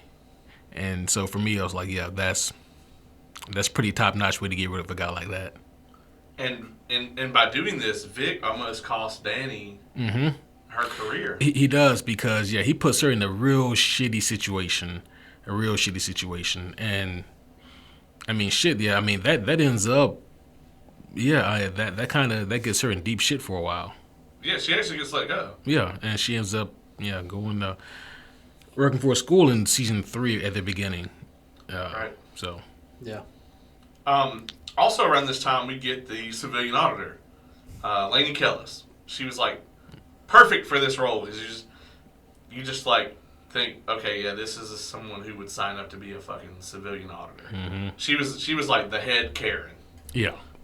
And at the beginning, she comes in as a result of all the riots in season 1, and like she can't stand Dutch. Like, Dutch rubs her the wrong way, and Vic is playing her like a damn fiddle. I mean, I think probably until she really hangs around the barn for a while, and it may actually be the Armadillo death that finally tips it for her. Like, no, this guy's crooked. And we get that perfect scene at the end where she's in like that conference room with like the police chief and everybody, and they're playing the tape where they tried to like send Gilroy back out, and they tried to frame Vic or whatever. They had him wearing a wire, and Vic picks up on it, and he like gets the perfect speech, recorded, where it's just like, oh well, yeah, he's got to have that reputation out on the street where he's willing to do whatever, but he's actually doing everything by the book, supposedly. It's just a reputation play. And the police committee, or whoever that was, believes it. Right. What did y'all think about that kind of arc where, they're following up the riots in season 1 with like having the civilian auditor come in and like kind of this is the next person that's trying to like get Vic, you know. Yeah, I mean, it's kind of weak, to be honest. But I will tell you, there is no one that is disliked more than some civilian coming into a law enforcement agency to tell them how to do things better. Right. I can tell you that. the Dutch, the person that gets made fun of or whatever, their respect level is 10,000 times that person walking in that door. Right. 100%. So, it's one of those swing and a miss here, right out the gate. Mm-hmm. But, yeah, I mean, it's something that I think played well because, it's one of these. I'm going to figure out what Vic's doing, and I'm gonna chase it, and it's going nowhere. Because, as you've probably already seen, well, that didn't work. Let's try this to get Vic. Oh, that didn't work. Let's press Shane. Yep. Okay, that didn't work. What about this? Not necessarily all come from Aceveda, but just from the writing. Yeah. So, yeah. Yeah. Man, I think for me, like, the whole thing is that Vic has to have his head on a swivel because he's got enemies in every direction, some of which at times he doesn't even know. And like when Gilroy had the wire on him, listen, I think that Vic could have been forgiven if he just thought that Gilroy was on a fucking bender off the deep end again and he was losing his shit. I mean, which he was, but he was also cooperating. He still had a wire on him. He still had, and so like when that moment happened, I was like, I don't know if I would have directly caught on to that, even though in hindsight, Gilroy was being very obvious, that he clearly had a wire on him. But Vic has to, like, pay attention at all times, it seems. Yeah. And they still ended up shipping his ass off to Mexico and not getting caught. Somehow. I'm like, and I do love, though, how they even kind of question, like, is he going to be okay? Like, not because we worried about him, but, like, because if he shits the bed again, this shit could come tumbling downhill big time. You're risking something keeping him alive. Yeah. Right. And we find out, I believe it is in the beginning of season 4, how it went for him. Yeah. That's when the body well. shows up. Yeah. So he basically just went to Mexico and ate shit and drank himself into an early grave. Mm-hmm. Yep. Which, I mean, I guess when in Rome, whatever. No, he was in Mexico. Yeah, exactly, right. There's an arc in season 2 that I think we were talking about, like, where the show really shows its age, that maybe the most kind of, I guess, watching it today, it's really distasteful, where they do this this arc where Danny shoots the Muslim guy. Yeah. And she drops that really cringe line on him, with the Islamophobia, where she's like, a bunch of guys who look like your brother killed 3,000 Americans or whatever. And you're just like, holy shit. But once again, this was 2003. Mm-hmm. It was like right after 9/11, and that was like not that uncommon in the U.S. back then. I mean, for that to happen. Doesn't make it right. I mean, it's still just as wrong. But like watching it 20 years later, you're like, "Oh shit, lady!" What, I wasn't too clear at first on how to take this because I wasn't sure what the show wanted me to take from it at first. I wasn't sure because at first I was giving the show the benefit of the doubt, looking at it through today's lens, thinking, okay, well they're doing this to paint Danny as someone who has a lot of shit that she needs to work on as a character and as a person. But then as it went on, I was like, okay, no, we're supposed to view Danny here as the victim in this situation. And that's when it kind of started to lose me with that plot. Yeah, I mean, so clearly the neighbor, right, is buying into the, like, Islamophobia, right? Like, she's 100% just like, this guy's a damn terrorist because he's not like me and because he's from, the Middle East, whatever. And I think the neighbor is supposed to be clearly viewed as, like, like a bigot or racist, whatever. Mm-hmm. But then, like, the Islamic guy is also, like, he's just as racist towards her. Mm-hmm. And you're just like, there's really no good person here. Yeah. And I mean, yeah, like, honestly, like, Danny shooting the guy, it's not like she wasn't completely in the wrong. Right. Yeah, I definitely think that her, like, bias made her, like, more, I would say, defensive in the situation. Like, oh, this dude's going to shoot me. But when the cops show up to your house, running out the front door yelling with a fucking gun is not really the ideal way to go about it. That's probably a good way to get shot. Yeah. Especially if you are a Middle Eastern person in the United States at this point in time. In the year 2003, like, that's not none of that is in your favor. Yeah. Yeah. Not a great place. What do you think about this arc, Joe? Yeah, I mean, it kind of showed how things can, in the field for an officer, can just get sideways real quick by no one person's fault. There's already some, disgruntled neighbor type stuff going on, some racism and things like that. And then, boom, plop an officer there. What good can come out of that? They're either going to comply or somebody's going to have an issue or not be satisfied at the end of the night. There's that. That's it. So, it was one of those things where I was kind of expecting this is going to go downhill and, this officer's going to get in some hot water. And that's basically what happened. And that's kind of something they did in the first couple seasons a lot, where with Danny and Julian, where they would go on these uni calls, and sometimes it would just be an off-the-wall thing. But sometimes also they would go out and, like, they would have where they would come back multiple times, and you kind of see the arc play out. Mm-hmm. There was the two guys that were, like, feuding over the chick in the trailer park or whatever.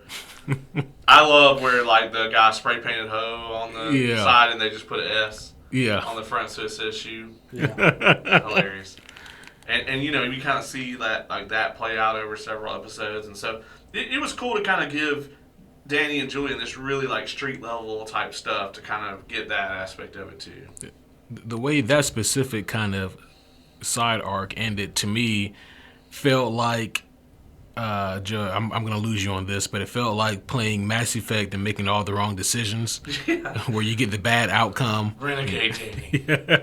Yeah. Well, and season 2, like, everything goes wrong for Danny. Yeah. She shoots the guy. The widow starts coming after her. The armadillo thing in the cage. She ends up losing her job at the end. Like, which with the I want to talk a little bit about the widow stuff. Like, did I miss something, or, like, did that just kind of fizzle out? It does just kind of fizzle out. Yeah. Like, the widow harasses her for a while, and then after she loses her job, it's all off camera. Yeah. Yeah. And so they do come in and they bring the lawyer in. The widow comes in and they have that confrontation. Yeah. But when she loses her job in season 2, comes back in season 3, they kind of fizzle that arc out, which is probably for the best, honestly. Looking back at it. Yeah. Well, to wrap up season 2, let's talk the damn money train, guys. So this is one of those things, like, I don't consider this a spoiler, but there's several things in these first 4 seasons that, and I think when you watch the last 3, you'll really understand why I wanted to split it up this way. Because seasons 1 through 4 are kind of like the sins, and then the last 3 seasons are kind of like the reckoning for all the things that happened in the first 4. And there's several things that happen. The Terry Crowley killing, of course, obviously, that's going to come back up. The money train robbery is another one. This is such a big, huge arc that is throughout the entire show. They steal a shit ton of laundered money. And most of season 3's main arc really is about the repercussions of this, too. But they decide, they hear about the money train early on. And we get introduced to Margos, who's the guy with the foot fetish. Pretty early on, and you're like, oh, that guy was creepy, and then you don't think he's going to come back up. But he certainly does. Doesn't Vic straight up kill him also? Yeah, he does. Yeah, in his home. Yeah. That's the guy that, like, jumped out of the police. He jumps out of the police van, handcuffed at, like, 40 miles an hour. And then, Vic ends up just straight killing him. But, I mean, that guy was crazy. He shot a dude in the head in front of, like, 20 police officers. Right. Man, the money train, as soon as Vic concocted that idea, I was like, this has got to be one of the dumbest things Vic has ever decided to do. Like, I was like, I get it. The money is appealing, but man, like the potential downside to this is just so astronomically high. It's the downside outweighs the money that you're gonna get here. Well, I think the way he's looking at it is like, I got 2 kids that are autistic. I think he's found out about the second one at that point. First of all, this is what most crooked cops say. But continue. Oh, yeah, no. I'm not, just for the record, I'm not justifying it. But he's looking at it from the standpoint of, if we do this, we can keep our noses clean. And you know damn well he's not gonna, because it's too easy, right? Mm-hmm. In the flashback episode, we saw that where they're like, oh, man, we're really trying to do this thing. And then it's like, oh, but the pressure from upstairs to get it done, okay, well, we got to cut these corners. In Vic's mind at this point, even though he's so far down the rabbit hole, he's like, if we just make this one big heist, we're robbing bad people, and now we'll have enough of a goose egg, we'll have our little money pot or whatever, and then we can all retire easy. All we got to do is sit on the money for a while, and then we can just use it. And he's like, then I can go back on the straight and narrow. This will be the last time. Even if they had completely gotten away with this without anybody even getting a whiff of it, he would have went dirty again, because we see that happen. Yeah. What do you think about the money train, Joe? Yeah, definitely repercussions throughout the entire series. You think it's big, then here's another season. Oh, that's still around. That's a big thing. That's a point of contention. That's someone's still out there that can find out type thing, and you'll see. It seems to never end. It's definitely a ghost, like Terry Crawley, definitely a ghost that chases them throughout the series. Well, and you can't, you can't just get away with like tens of millions of dollars, especially when some of them are marked. And it's the mob's money. And it's the mob's money, yeah. I mean, not only that, but like, they put all the marked bills. Like that one guy that they like try to frame or whatever, he gets arrested with 100% of the marked bills. Mm-hmm. It's just like, okay, it doesn't take fucking Bruce Wayne to figure this one out. Right. Another Batman reference. Well, they do the thing in The Dark Knight, with the marked money. Let's not get into. All right. By the way, if you want to catch our review for the entire Dark Knight trilogy over on Superhero Homies, you can do that. Plug Absolutely. It up. Including Joe's favorite Dark Knight Rises. Yeah, where I explained thoroughly to Ace that Bruce Wayne is in fact Batman. Thank you, by the way, for informing me. Somehow that just slipped my mind. Yeah, out of the 90 Batman omnis that you've read, somehow you missed out on that one detail that he's Batman. It's crazy. Yeah. So, all right. So before we move on from season 2, you guys got anything else for season 2? Season 2 ends with the money train cash on the table. Yeah, that's such a great shot, by the way. Oh yeah. When they all walk up and the camera pans out and they just have those tables down there and they just have this giant pile of the cash, and that was such a great way to end it. Like, that shot was just beautiful. Yeah, definitely. Man, you never really hear of whether it be like a bank robbery or like a complex inside job like this or any other scenario where a group of people put together a plan and they execute it to as close to perfection as they can, and then they live happily ever after. Like, that story just does not exist, right. and for a reason. Yeah. Agreed. And the plan was very well executed. That one guy got shot, but that was about it. Yeah. And I mean, also a lot of it had to do with like the timing of it as well. Where like it could have gone even more downhill, you know, but Vic showed up almost as late as you did tonight. Oh, damn. We can edit that part out. That's fine. I'll probably leave it there. So going into season 3 is kind of like, I think, the last season where we have the kind of season 1 feel to the show, right? The first 3 seasons, honestly, if we wanted to break this up the way that it is in the show, I would honestly say seasons 1, 2, and 3 is part 1, season 4 is part 2, and then seasons 5, 6, 7 are part 3. but just because of the way it is, like season 4 is very unique, and it kind of serves as a transition between the two. Because like season 1, 2, and 3, it's kind of like, okay, we're kind of like we've still got we've got Acevedo as captain, we got Dutch and Claudette doing their thing, we've got Vic running the strike team.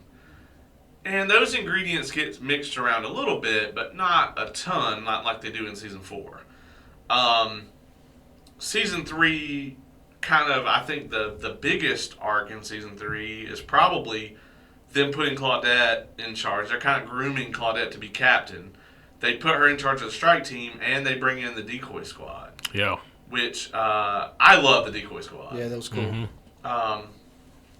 All of the, like, for them to bring in, like, another special team, and then to all, like, a couple of them don't really have a whole lot of moments, but, really Waylon 2 of them. and, what's the girl?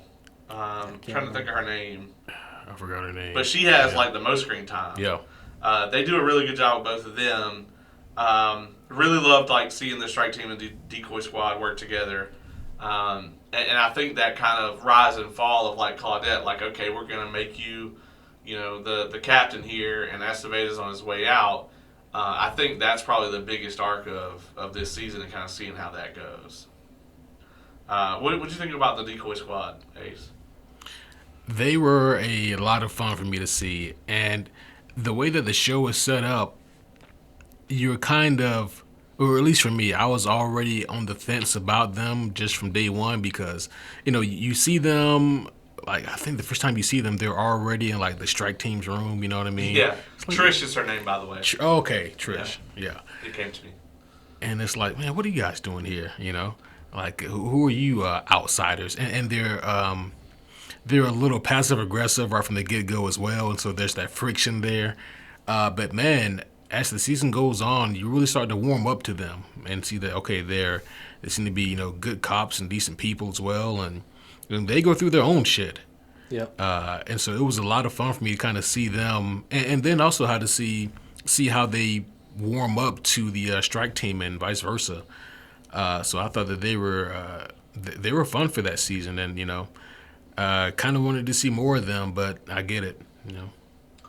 Well, I don't think it's too much of a spoiler to say that they do come back up, right? Like, don't they come back around? Yeah, sort of. Yeah. Not a ton, not like they are in this season, but they are kind of guest characters. You'll see them again. Yeah. Yeah. You'll be surprised at how many people show back up, actually. Yeah, like, there's a lot of characters. If you haven't seen them die... Terry Crawley comes... Oh, never mind. If you haven't seen them die, then odds are you're going to see them again. But have you seen his brother, Jerry Crawley?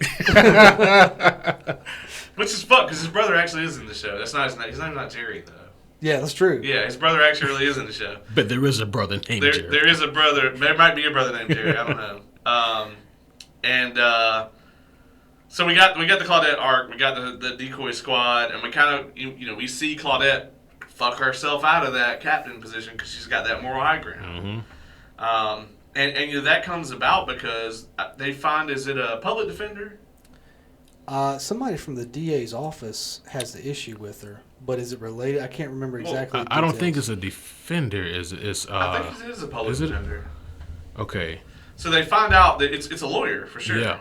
So they find it out. It might be a public defender. It may be a prosecutor. Yeah, I think it's a prosecutor because they put away. Yeah, and all those cases have to be. All the cases would have to be redone. Yeah, they found out that she was like part of a drug ring or whatever, and she was like using, and that she was basically high as balls while she was trying all those cases. Right. So then, like, the DA gets hit with like 200 appeals or whatever, and pisses them the fuck off. Yeah, because Claudette wouldn't keep her mouth shut about it. Yeah, because they were like, sent it up the line or whatever. Yeah, they were like, well, we'll just kind of put this under the table or whatever. But Claudette's like, no, I mean, like, she was high in court. We can prove that. So, and that ends up costing her the captain position. So. Yeah, I mean that really bit Claudette in the ass when she pursued that, because all those cases that the DEA had been working on or even closed had to be overturned or reevaluated and just, kind of fucked their whole day up. But, what can you do? No good deed goes unpunished. Yeah, and that's the truest form of that right there. Yeah. Yeah, even though it wasn't necessarily a good deed, it was the right thing. Mm-hmm. Yeah. Now we got the fallout from the money train. Now, I think Shane fucks this up too. Oh, really? Yeah. Shane fucked something up? Because doesn't Shane end up... So Aceveda originally doesn't have them for this. Like, he's not thinking that they did it.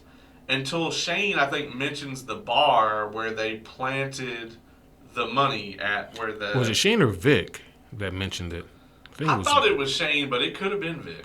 Because Dutch picks up on that. That's right. It was Dutch picks up on it, yeah. So that kind of starts him on like, hey, I think the strike team did it. And then Aceveda like really is like, oh, well, I got something I can get Vic Mackey for on my way out.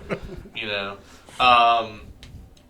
That scene, that episode where they steal the numbers to the marked bills out of Aceveda's office. Oh my god. My heart rate. It was so intense. It was. Yeah, I mean, like the way that is shot was and the writing there was just tremendous. Like that amount of tension that they create. Yep. Because everything goes wrong, you know. Yeah. It's not a simple in and out. Yeah. You would think it would be easier than stealing tens of millions of dollars from the mob, but it was not. Nope. Yeah. $60 Walmart safe. Yeah. Right. Yeah. It's nothing special. Yeah. So we've got the fallout from the money train. Everybody's after them. The mob is after them. The Armenian mob They're is chopping feet off. Is cutting people's feet off left and right, trying to find out who did this shit. No pun intended. Yeah. Exactly. And they that alone, I thought, built up a lot of tension just because at first the Armenians started cannibalizing their own because surely this is an inside job, right? It's with their Yeah, nobody else knew about it. yeah, no one else knew about it, so it's got to be one of our own who did it. And then after a while, they're gonna run out of people. They're gonna run out of feet. Yeah. And then the guy that they pinned it on, he turns up missing his feet, and it's just like, oh shit! And that's when like Vic and those guys are like starting to realize, like, okay, they're gonna eventually find out that it was us, They're not stopping. and that's when they end up going after Margot's crazy ass. Then we have Dutch and Claudette's kind of main arc here, really more Dutch's arc. We have the cuddler rapist. Old lady color rape. Yeah, particularly older ladies here. And it turns out to be Clark Gregg, a.k.a. Agent Coulson. And it's so funny because the first time I watched this, I never picked up on the fact that, like when I saw Coulson later, I never went, oh, that's the rapist guy from The Shield. Until I watched The Shield again, and I was like, what the fuck? Yep. Because I'm just a big fan of Agent Coulson anyway. Yeah. That whole arc to me though is probably one of the whole like a detective chases a serial killer has been done to death. Sure. But I thought that this was like one of the best examples of that I've ever seen. Yeah. How about Coulson's wife? Oh man. Talk about a Karen. The What's her denial. name? Tell him you didn't do this. And he's like, go home. Yeah. Get out of here. I'm confessing right now. You know. Joanna is her name. Is that it? Okay. Yeah. Well, and then Dutch tries to do the whole like sweep back in later thing, and I think Dutch pretty quickly finds out that she's off. Even for him, even Dutch ain't desperate enough to go there. He's like, this bitch is off the rails. Yes. Yeah. And she ends up shooting Danny later Yeah. on. Yeah. And I mean that was, I like the way that they built that up. Like as far as like she just is becoming more and more paranoid or whatever, and then next thing you know, she ends up shooting Danny as a result of it, and then that whole thing kind of fizzles out too. But that arc had gone to its completion, I think. Yeah. We get that amazing episode where Dutch does the interrogation. Yeah. With Coulson. Yeah, that interrogation I thought was great.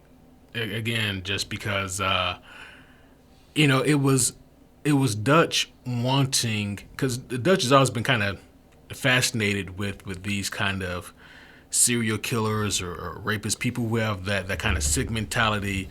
Because from Dutch's point of view, if you can understand what makes them tick, then he can, not minority report these situations, but get to them more quickly, and maybe be a better detective or whatever.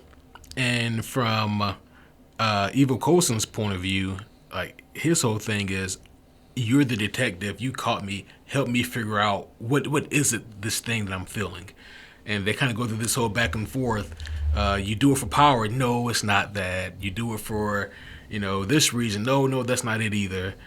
And like kind of the end result of that is like, no, you really don't get it, never mind.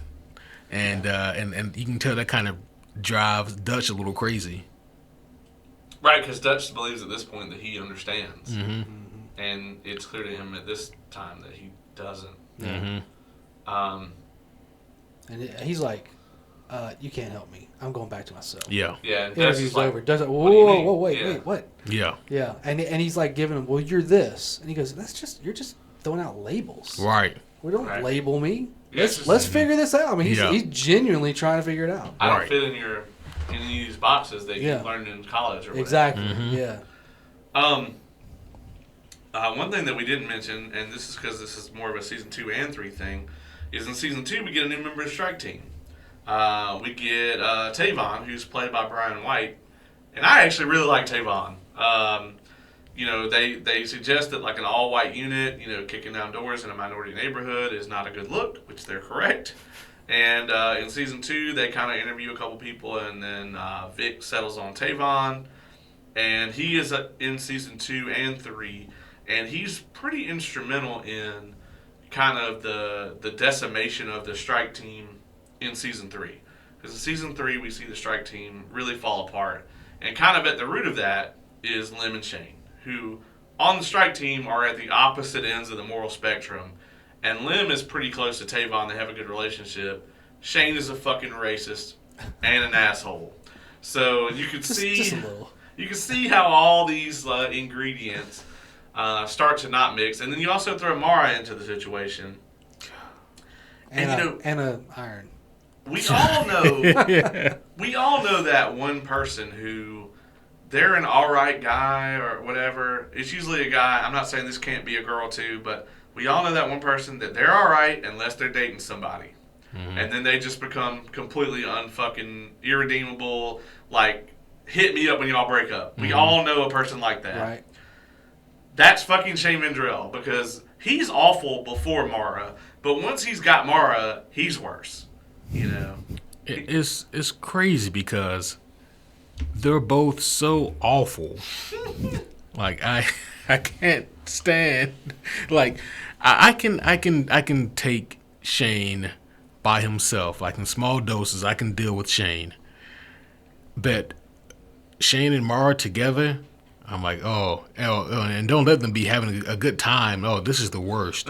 This is the worst. Get them off my screen right now. And I think I even told you this, like right around the time I was like, man, Tavon's a really cool character. I like him. It's about the time that the shit hits the fan with him. And by shit, I mean the iron. And by the fan, I mean Tavon's head. And I was like, God damn it, Shane. It's always Shane. Every time, I mean, in this case, it was technically Mara, but the shit could have been avoided completely if it wasn't for Shane. Yeah. And Shane, they seem to kind of hash it out. And then as Tavon's leaving, Shane's like, yeah, well, just so you know. Yeah. Like, I'm Vic's best friend. You're never going to replace this. You're never going to do this. You're never going to do this. And then he drops the N-word on him. Or he calls him a darky. I was going to say, he uses a few other, like, Yeah. a little lower level ones, like darky. And I think he's even... There was another one he used in the series that's just enough of a little scratch right there. And Tavon's like, oh, no. We're not doing that. Yeah. And Tavon, can whoop Shane. Let's be honest. Yeah, So he needed a little help. But, yeah, that's what it looked like it was all right. But then Shane's ego just came climbing up to say hello. Yep. Couldn't. Tavon damn near dies as a result of this. Oh, man, like, after the car crash, I was like, oh, he's dead. Yeah. Like, his body looked He ragdoll. looked like a damn corpse. Yeah. Yes. Usually, if you were in a car wreck and at the end of the wreck you are no longer in the car, it's generally not good. Yeah. You're usually done. He was crumpled up on the pavement. Yeah. And the dude was severely concussed before that. Yep. And bleeding from the back of his head before the car wreck. Yeah, and it's crazy, right? Because like you would think that even with Vic working with Shane and Lim to get all this kind of covered up, you think that still the doctors would be like, this car wreck doesn't explain the iron-shaped crevice in the back of his head. Well, I mean, honestly, they probably didn't dig that far, to be honest. It's probably like, oh, this guy came in with all these wounds or whatever, They're really only focused on saving him. Yeah. So, because the doctors aren't going to see the scene, Yeah. Yeah, I mean, true. All they're going to know is, oh, we found this guy ejected from his vehicle. Yeah. So, yeah, I mean, and this kind of causes the strike team to fall apart too, because not only was Lim not on board with the money train and like everything that keeps happening, but also Lim finds out about this bullshit with Tavon, and then they even had the nerve to ask Lim to get them out of it by lying to him and trying to convince him that what happened isn't what happened.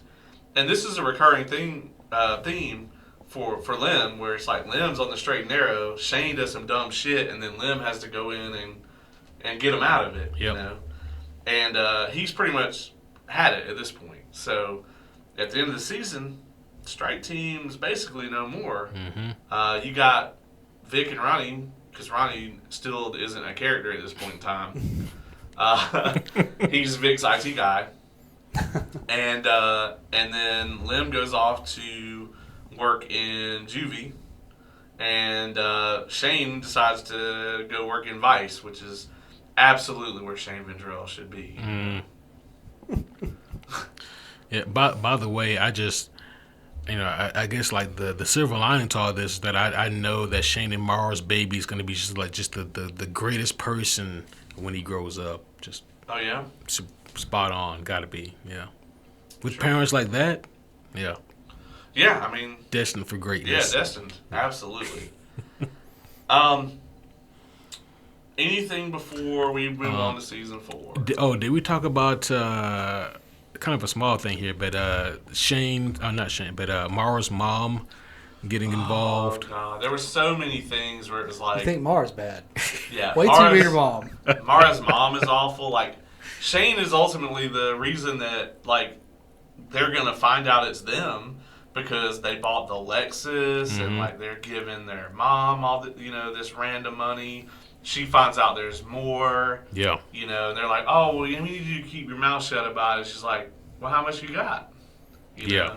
Like, oh, if you give me some more money, I'll keep my mouth shut, maybe. Until I need to turn that screw again, Ace Aveda searching the storage unit. Yeah. Thankfully, the money was moved by that point. Cletus Van Dam. Oh, my God. You can't forget about Cletus Van Dam. Right. Oh, my God. Yeah. That whole thing. We got any other favorite moments from these first 3 seasons? Has in season 3, did Lim make his move on the money at this point? Yeah, he burns it. Okay, I want to make sure that was in season 3. I thought so because that kind of led to a part of the breakup for the team as well. Yeah. I mean, he's basically like, look, I'm not letting this tear us apart. Yeah. I mean, because look at it's like the money's cursed, Yeah. Yeah, it's like constantly horrible shit happens to them. From the moment they first get it, It is almost like it's cursed. And it was a little hilarious for me when they finally, when they're looking for Lim because Lim took off and they don't know where he's at, and Vic's like, oh, I know where he went. And so they go looking for him, and you just see Lim tossing the money into the furnace. And even when like they subdue him, he's still throwing handfuls. Yeah. I'm gonna be honest. I love both of you, but if I caught you burning my money like that, I don't know. It's for the best, Caleb. Yeah, I don't know if our friendship extends that far. I don't know. Did I steal it from the mob? I guess that would probably, affect how I would feel about it. What's a few $1 million between friends, though? You know. I hope we never have to come across that. Like, I don't think I'll ever have that, so I don't think we'll ever have to cross that bridge. And I'm thankful for that right now. No. I will say this, though. If you watch that scene, that money looks really fake. It does, yeah. It's one of the few flaws that's really glaringly obvious. Well, it didn't look that fake in 480p. Sure. You know, Yeah. back then. Hand cam. But now that you watch it on the Blu-ray and it's like crisp as fuck, you're like, that's Party City money. Yeah, if that. Yeah. Dollar General. Yeah. Yeah. It's got the little Dollar General guy on it. Yeah. You know? Oh, yeah. Big old dollar sign in the middle like that. Right. Monopoly Man. Yeah. Seriously, it's bad. Yeah, it is. It is super fake money. Yeah. How much did they end up with? It was just like what was it? Was it 30 grand each, something like that? 30, 40. Yeah. It was next to nothing. No, it had to have been a little more than that because It might have been 60. yeah, it's 65. You've got to the point where Vic gives Corinne the bag. Yeah. Yeah, so there was 65,000 in there. Okay. Yeah. You'll find that out later. Yeah, 65,000 in the bag. So it had to have been at least that much. Yeah. But I mean, again, even though at the end of season 3, I think I told you this too. Like they asked Lem to meet up with them, you know, in this dark alley, Yeah. you know, late at night, no one's around, and I was like, oh no. I thought that they were gonna try to do something to Lem for, you know, destroying the money. But thankfully, no, that wasn't the case. They wanted to kind of squash everything, you know, and move on together as a unit. And then again, Shane Vendrell fucks it up. Just opens his mouth. At least he's consistent. He's very consistent. You can always trust Shane to do like the worst case scenario. Yeah, it's like, well, I wonder what would be the worst thing that could happen here. And then Shane Vendrell's like, I got it. Yeah. So there will be some disagreements now, I think, at the table. And you know, I think I'm going to have you tie break here. So to me, and you haven't seen the whole show, but to me, season 4 is my favorite season. Hands down. I think the first time I watched season 4, I think it was like it had all come out. And I think I watched it in a day. Like, I think I sat there and watched the whole season. And I very recently watched it in 2 chunks like that. You know, I love that season. Joe is his least favorite season. Oh, really? Yeah. So how do you feel about season 4? Okay, so it's interesting because I actually understand both of your points of view. Because I think that season 4, and this will divide people, it feels so different from the first 3 seasons. Right.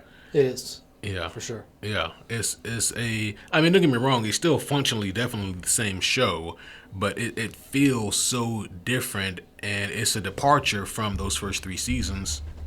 And like, even without seeing season 5, I can tell that this is definitely like its own standalone season, whereas seasons 1, 2, and 3 kind of lean on each other. Season 4, it feels like it's kind of on an island by itself.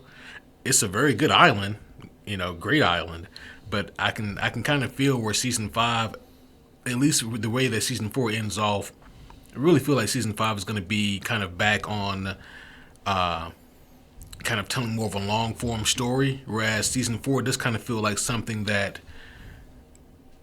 another Batman reference. For me, it feels like how The Dark Knight sits between Begins and Rises, whereas you can definitely say that Begins and Rises is telling like kind of that straight A to B story, but in the middle here you have The Dark Knight that kind of sits in between those two.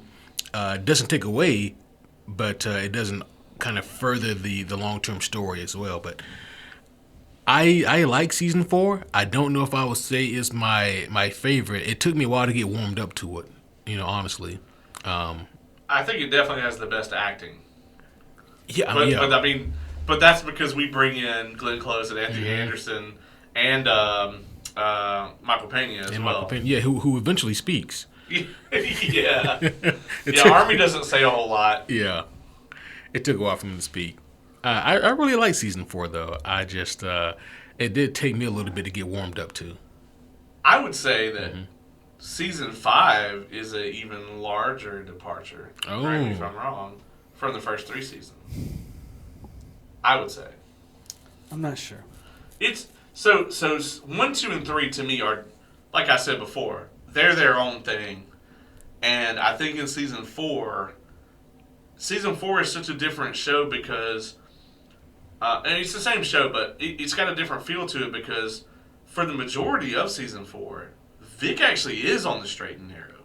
Yeah. Like, Vic is, like, devoted to the cause. Like, he's got his shit together. He actually respects Rawling. And Rawling is a captain that, like, she's probably one of my favorite characters, even though she's only in the 1 season. I love her character in this. Absolutely. Like, every time, I'm a huge Glenn Close fan anyway. But this is why. This is this show. And Vic is, all intents and purposes, for Vic, this is as good as it gets. Like, he's on the straight and narrow, and you don't want to see him deviate from that. And, I mean, also in this season, too, is you get to see where Shane has decided to, he's flown the nest, right? Like, I'm not your whipping boy anymore, Vic. I'm my own guy, blah, blah, blah. Shane thinks he's ready to make the big dog decisions. He kind of thinks that he's kind of looking at Army like Vic looked at him. And he's like, I got my own partner. You know, I'm doing my own thing. And you really see, like, the depths of what that looks like when Shane Mandrell is allowed to make autonomous decisions. Yeah, it goes to shit real quick. Yeah, real fast. Yeah. And then we got to talk about Antoine Mitchell, like Anthony Anderson. I don't know how he has not been cast in more villain roles because he fucking kills this for me. Yeah, well, technically, he was a villain in Romeo Must Die. He played, like, henchman number 2. Yeah. He got monkey flipped out of a building by Jet Li.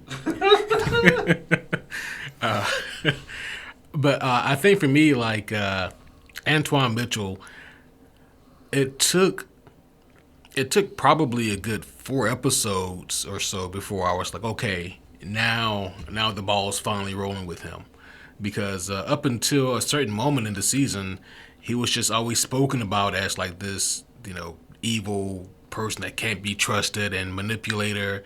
And I was like, he just seems like he's not a good guy, but I don't see anything special about him yet.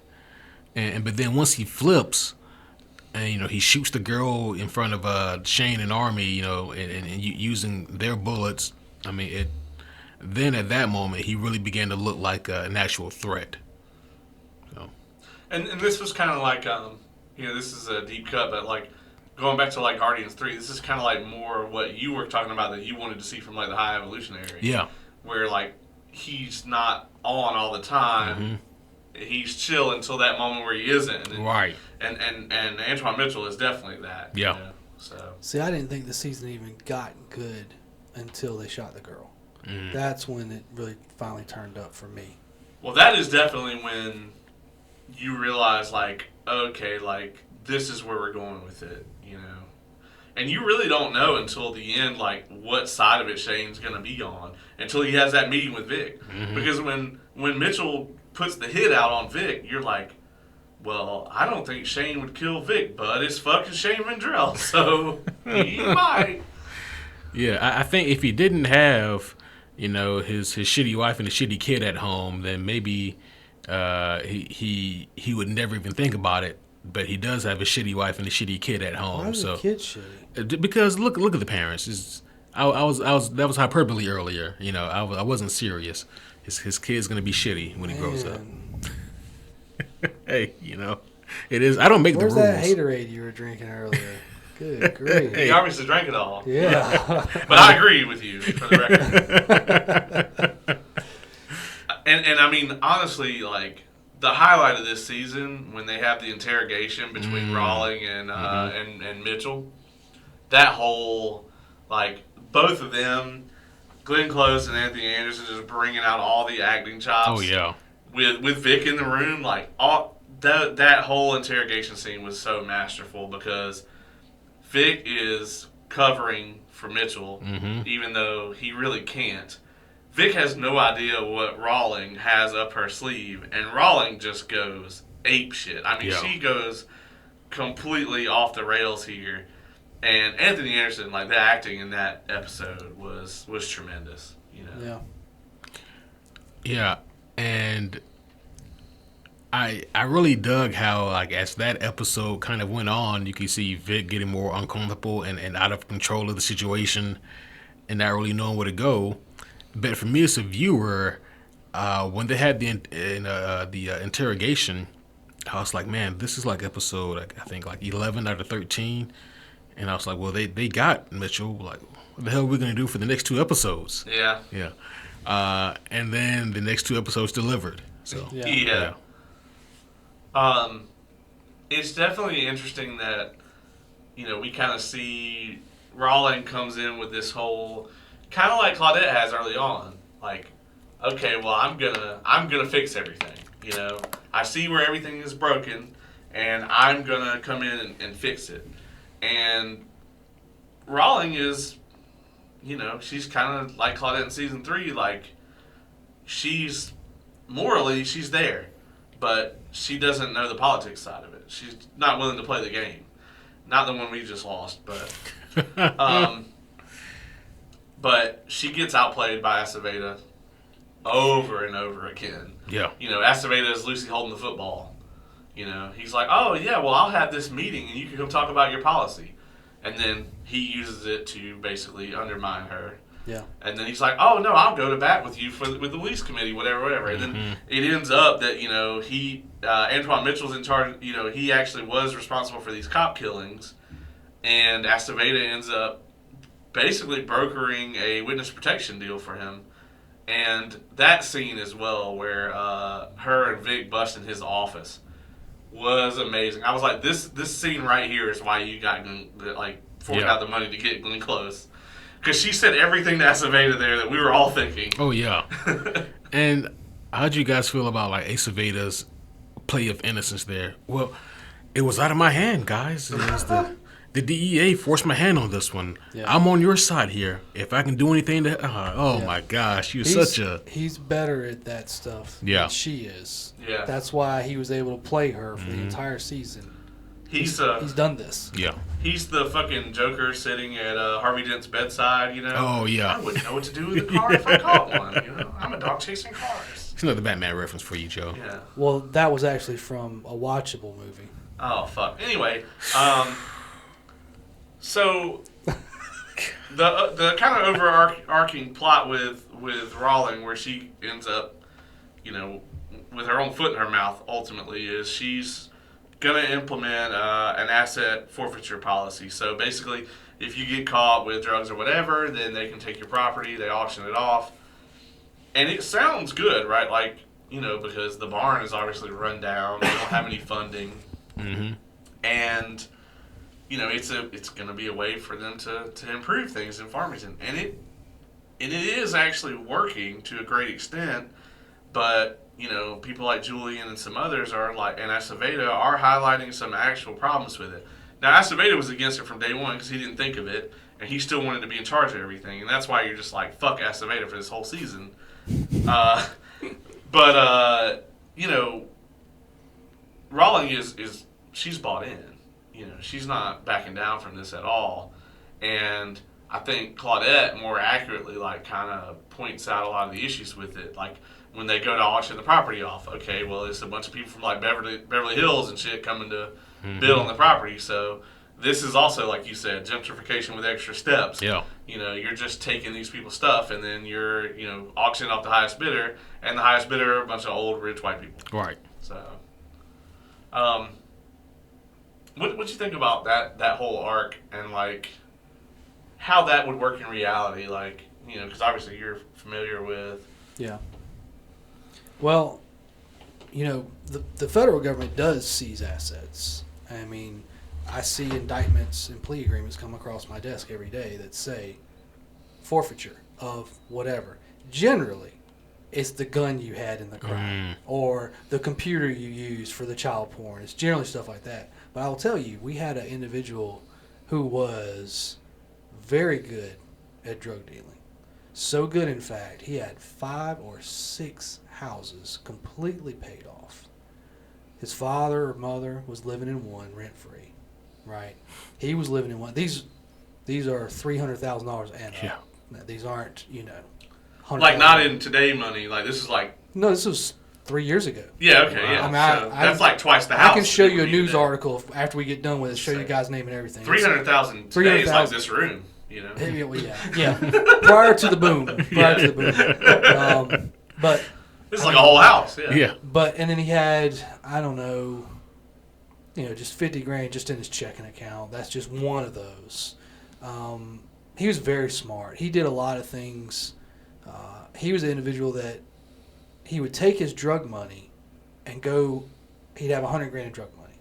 He would literally purchase $100,000 worth of lottery tickets and lose 40% of his money. But guess what? Clean. Guess what you just did? You money laundered. Yeah. And where'd you get that $60,000? My lottery ticket right here. Yeah. It might have taken him all $100,000 to get the 60, but he had a way to show it, right? He was renting 4 or 5. These were all in Atlanta, by the way. 4 or 5 of those houses. So he's got clean income coming from those, which were paid for through this whole process. So, long story short, when I looked at what they were seizing from him, it took 1 house. And I'm like, what? Wow. Wait a minute. After that shit. Wait a minute, just one? He's still got all this money in the bank. He's still got all this rental income. He can't use it per se. He's going to prison for a long time. But it was just like, I guess y'all aren't that aggressive. He Also, had plenty. If anybody at home would like to learn more about how to launder money, you can watch Ozark on Netflix. Yeah. I'm still waiting on Netflix to finish the show, but Yeah, we had that conversation. Yeah, so that's another I need to restart. Yeah, we're gonna have to do Suits next. Are you liking it? You still watching it? Yeah, I'm only 5-6 episodes in, but I'm doing about 1 or 2 a day. Yeah, okay. Because that's a great show. Have you seen that? No. Yeah. It's actually on Netflix, so.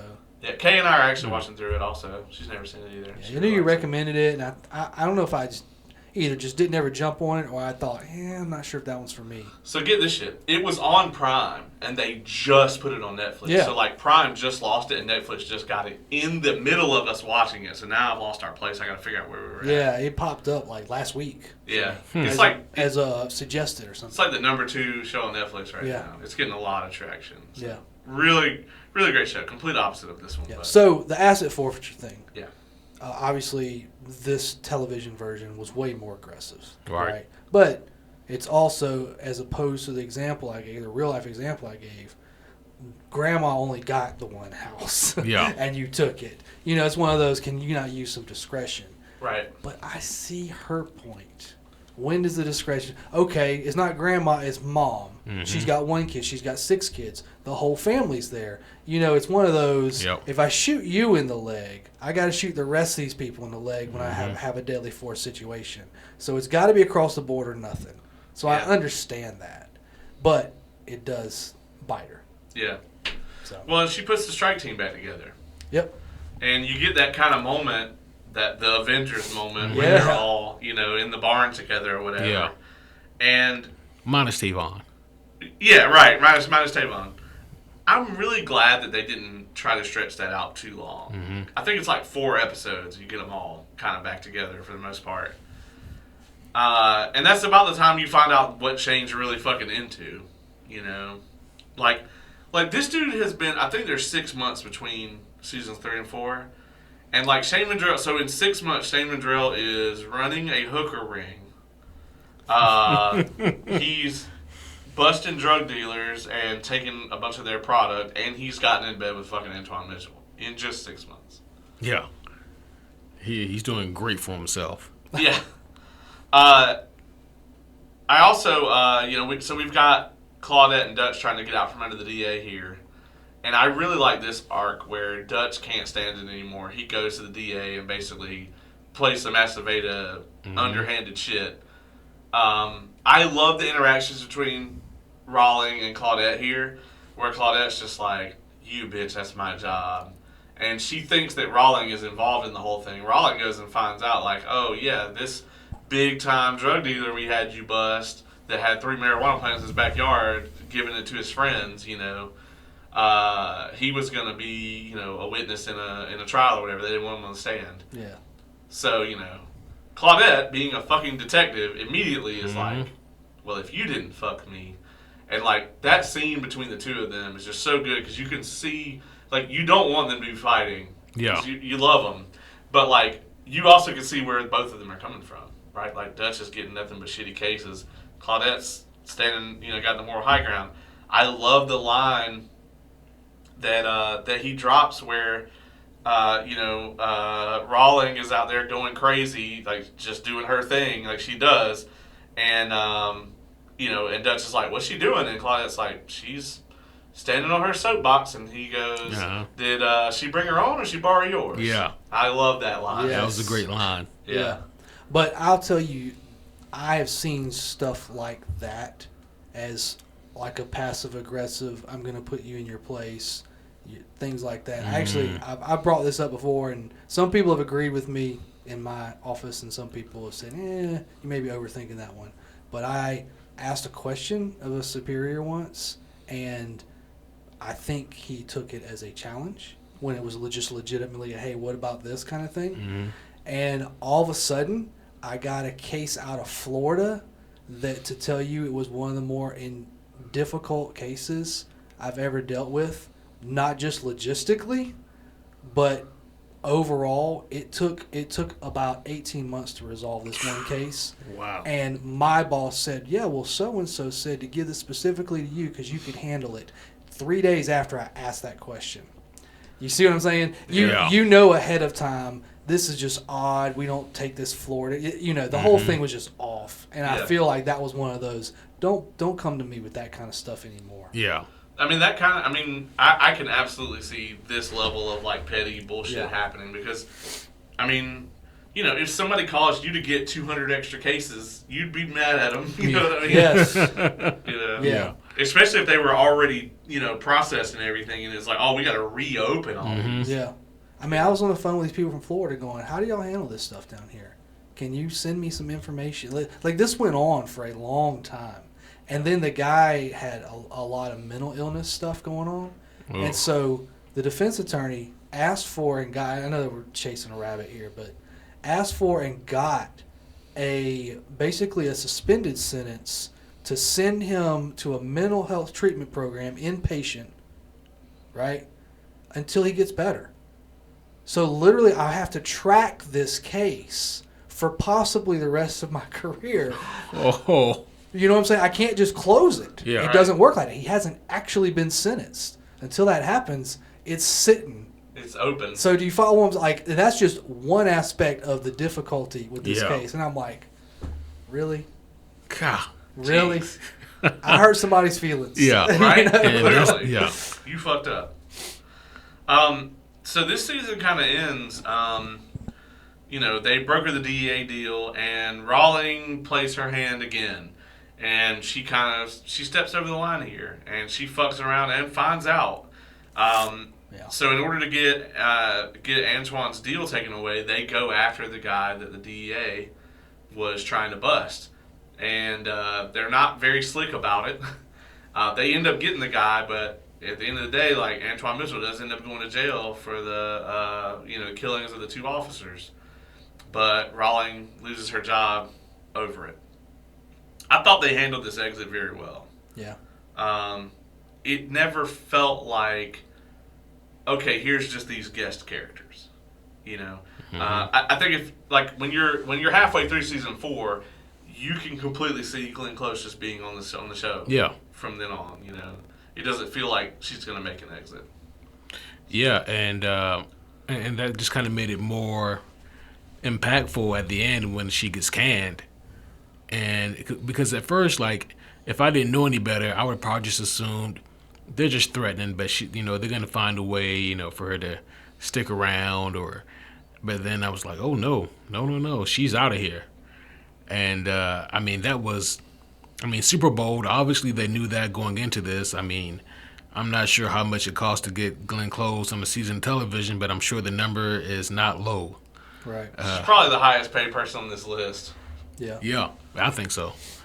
But I thought she did stellar throughout this, and the ending, I mean, she was just so obsessed with getting Antoine Mitchell, and a lot of it sure was for professional reasons, but a lot of it was also personal with her, and a lot of that came out during the interrogation episode, and just kind of see how this whole thing ends, how she, willingly, sends Vic and his crew, hey, go get this done, go, before. So they're chasing the clock at one point because Antoine, he's turning over all the information that he has on his Connect. And, so it's up to the strike team now to kind of find this out and to get this shit turned over before Antoine can, finish snitching, basically. And it was just so, it was tense. And to see them get that done was really cool to see. But the end result was... it's one of those things where you have to wonder, well, was it worth it? Right. Yeah, I mean, because I think if Rawlings stays on as captain, the rest of the show, like, things change drastically. Because her not being the captain there is going to lead into some shit. Because, as Claudette says, and you don't know who it's going to be yet, but as Claudette says, they're going to try to get a corporate yes man jellyfish. And they try to get Dutch. They try to get Dutch, yeah. And I was like, motherfucker. Yeah. And he's like, nah, Yeah. I'm not that. Yeah. And speaking of Aceveda being a fucking sniveling little worm, Uh-huh. the scene where they actually let her go, Aceveda and Phillips are both, neither one of them can look at her. No. Yeah. They're both just cowardly as hell. Like, we don't want to deliver this information. And there goes Aceveda again with like, I did everything I could, but it's like, oh, okay. He's the worst. Yeah. So the kind of big cliffhanger here at the end is we know that Rawling had internal affairs looking into the strike team because she was trying to prove that they were clean. Mm-hmm. And once the shit with Vendrell happens, she's like, no, stay on him. Because they apparently followed Vic for 6 months, didn't find anything, and they're like, oh, wow, okay, he's really keeping his nose clean, which he was. But when when Shane comes clean as they're digging up Angie's body, You're right. She's like, nah, something ain't right here. So she tells Heidi to stay on him. And at the end of the season, we find out that when Lemansky lifted the heroin, he takes the guy that buried Angie's body, his name was Patario, and Lemansky took his stash in order to make sure he was telling the truth. And we find out that the Amolia, the guy's girlfriend or whatever she is, has basically is a CI not only for Vic but also for internal affairs, and she, has revealed that he took the heroin, and they've already found the heroin, documented it. And they replaced it with a non-narcotic substance, which it's interesting because they later traded that heroin on the show. That is going to come back up. And that's kind of the big cliffhanger. It's like they have one of the strike team members now dead to rights. They know he took the heroin. They got a witness. They have it on videotape, taking the heroin out of his vehicle. And they know that he never turned it into evidence. So... And, of course, it's Lim. It's the moral backbone. Yep. It's the guy who was actually on the straight and narrow. Yep. And that is, when Claudette when Rawling finds out about it, she's just like, well, I just got fired. So. Yeah, it's somebody else's problem. But she does try to warn Vic in that last scene at her house. She could have did a better job of warning him. She could have, but you got to remember, Rawling is not trying to protect the dirty cop. That's not her. Yeah. Yeah, you're right. She is on the straight and narrow, She's about getting it done, but she's not about to protect the dirty cop. Especially not if, they end up tied up in the murder of a little girl. Yeah. I will say this, she seems more morally flexible.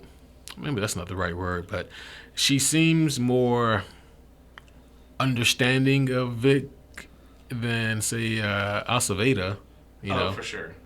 But I'm not saying that she would condone all the nasty shit that Vic has done. But she's not dumb.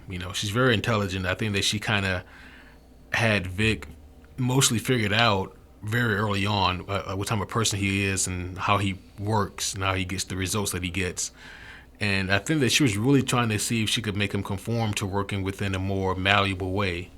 But yeah, I really like the ending of this season because she basically just gives him like the most cryptic ass warning that someone can get.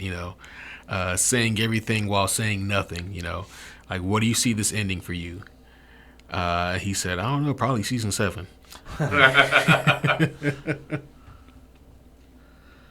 Joe, what did you think about the end of season 4? Like, do you remember like how you felt about it when you first watched it? I don't remember how I felt about it when I first watched it, but it always leaves you wanting more. Right. And I didn't love that season, so I was kind of glad. And you're gonna hate this, but I was kind of glad to see Glenn Close finish out. Not a fan. Yeah. Oh, really? I like her, obviously, and I liked her more than Anthony Anderson. So the two that you loved this season, I was just kind of like, what was the show that Anthony Anderson did? It was like an after-school special. Yeah. So he did Blackish. No, but this is way back. Way back to do with when? Basketball. See, I think It was like right after Saved by the Bell. Oh. It came out in that time frame, and he was a kid then. Well, he did Kangaroo Jack. I don't know what that is. to me, man, Antoine Mitchell is like as close as they get to like a Stringer Bell level villain on the whole show. Like he is just like, to me, he's not as evil as Armadillo from the standpoint of like he's out here just trying to cause mass chaos, right? Like, but he definitely would not, like, there's no length he won't go to either. Like, him and Vic are kind of like that. Like, they're both like kind of they'll go to any lengths. Doesn't he say that to Vic? Yeah. Yeah. Yeah. So, yeah, they will both do anything to see their own ends taken care of. So, yeah, I loved Antoine Mitchell, just in general on the show. So, yes, who's been your favorite villain so far? Villain? Well, in terms of including Acevedo, or yeah, you can include Acevedo. Yeah, antagonist. Definitely Acevedo. I think that's fair. Yeah. We didn't talk about like his sexual assault or his side hooker or any of that. Well, and that's the thing too, is like, we see that in season 4. Mm-hmm. Like, he's willing to do the same shit Vic's willing to do. Oh yeah. He has Antoine Mitchell kill the guy that assaulted him. Right. And don't get me wrong, like, there's some justice there, of course. Mm-hmm. But the way he goes about it, it's like, you're willing. It's still murder. Yeah. It is still first degree fucking pre-calculated, like, it's murder. Mm-hmm. Like, regardless of, like, in Vic's mind, he had every reason to kill Terry Crowley. Yeah. They had every reason to kill Armadillo. This is still murder. And the difference is that, Acevedo didn't have the guts to do it himself, because he could have pulled the trigger on the guy. He could have. Yeah, you're right. So yeah, the way he goes about it, like, this is really that moment where you see that he either always was or he has become just as bad as Vic. Yeah. Yeah. For sure. Yeah, I don't. Well, this is just me speaking, having not seen the entire show. I don't think someone like Acevedo, though, could ever really come to that understanding. Like, and if he does on a subconscious level, then I think that really burns him up. Yeah. Well, yeah. I wouldn't classify Acevedo as a. I don't know. Anything I'm going to say there, I'd consider to be a spoiler, even if it's minor. So. Yeah, I just won't go into that, but yeah, I can agree with that. It's probably Antoine Mitchell for me, but Acevedo is right there. Yeah, and obviously he's in the show a lot more than Mitchell is. Yeah. So I gotta ask you, Ace. Mm-hmm. Obviously, we've seen the rest of the show. What are your predictions for what's going to take place next? Yeah, I think that IA is going to drop the whole thing with the strike force. They're going to stop pursuing it. I think that Shane is going to stop being such a fuck up, and I really think that they're going to kind of get on the straight and narrow, and Vic's going to start a garden to kind of, something that he can take his frustrations out on in a more understanding way. I think that Lim's going to keep doing what he's doing, but even better. And Claudette, she's going to be the captain, and then everything's going to be all groovy. They're going to get the crime rate down to like 0 in Farmington. That's my prediction there. Well, the power of positivity. Yeah, right. Man, I have no idea who is going to be the captain for one thing. I don't know if it's going to be somebody in the department. I don't see how or who, so I'm assuming they're going to get somebody else new to come in and fill that role. I think that it feels like season 5 is going to bring a lot of things to light that maybe the Strike Force team thought was good and done. Like, the way that this season ends just does not bode well for any one of them.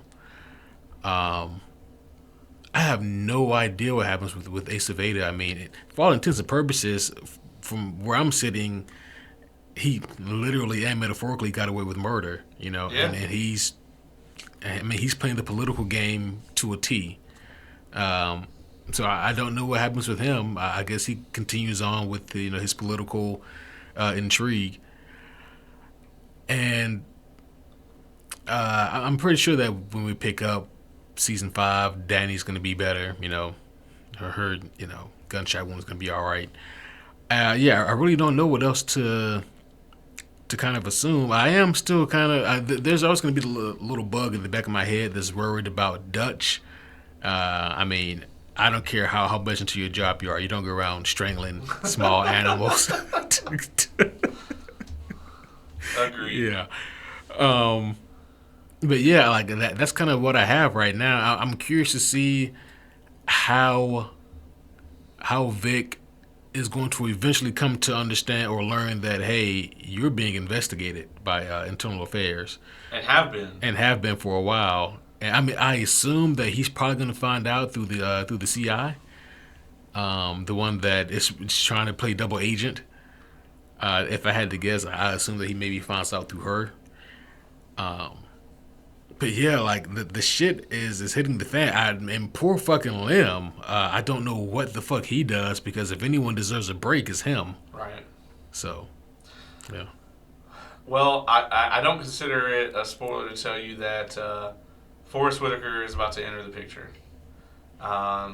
Joe, without spoiling anything, what do you think about his role in the show? Do you, I know you weren't really a fan of Glenn Close, Anthony Anderson. Forrest Whitaker, is he doing it for you? So, and here's the thing. I liked a lot of Glenn Close's scenes, but there were some where I was not in love with her. But I just didn't like the choice of Anthony Anderson. I think Forrest Whitaker really does a good job with the role he's given. It's my favorite role of his. Yeah, and I love a lot of his stuff. Yeah, he's good. But yeah, I don't want to. I hate to spoil anything. Have you seen? This is so random, but you haven't seen Andor, have you? No, I haven't started that. Okay. So, yeah, random. You haven't seen it either. No. Okay. All right. Well, I'm out of my depth here. Do you guys got any other thoughts on the show before we wrap it up? Normally, I have a great idea. Like, I have a great feel for what the timer is over there. I couldn't begin to fucking tell you tonight. I feel like we maybe have been here forever. It could be Tuesday. I want to ask Ace a couple things. Okay. You know the game Marry, Fuck, Kill, right? All right. So I want you to kind of play that. Okay. With the main cast that's up there. Glenn Close is gone, so kind of keep it to the top 2/3 there or whatever. Okay. All right. So name somebody that's going to die. I'm just curious. So looking at what we have left. So Okay. and you're only taking Rawling off. Well, Anthony Anderson's out of play for the moment. So yeah, I'm taking off.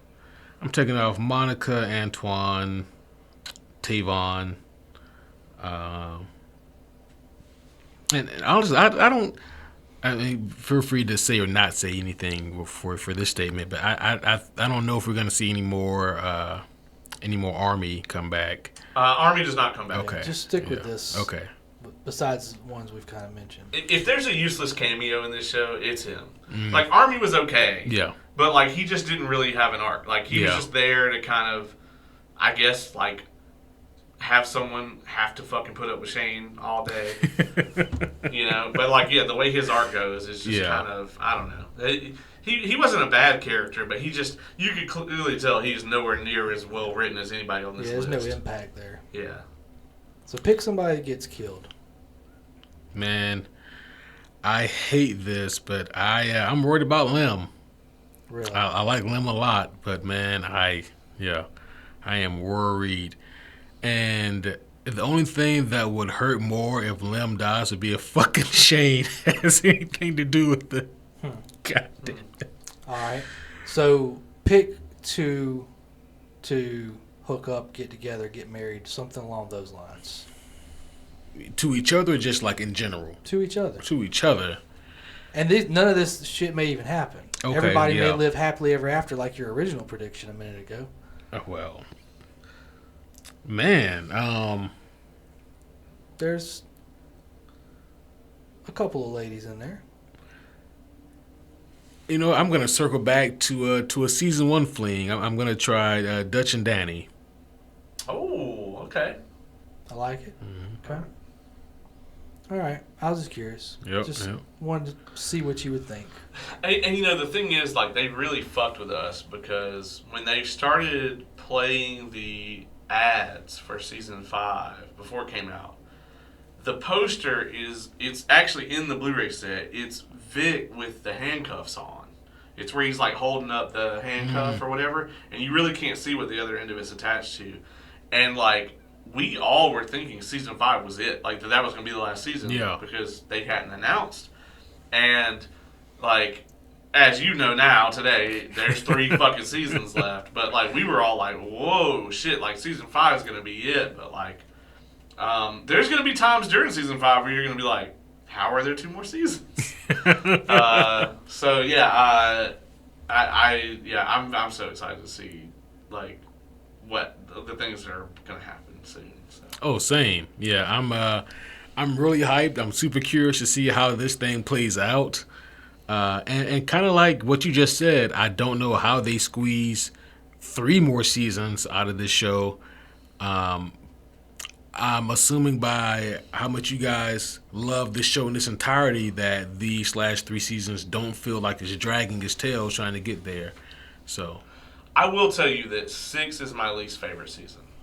Okay. I don't dislike it, but when I watch back through it, I'm going to be on my phone. I'm going to tell you now, just because I just don't love it. I don't hate it. I don't dislike it. It's good, but it is my least favorite.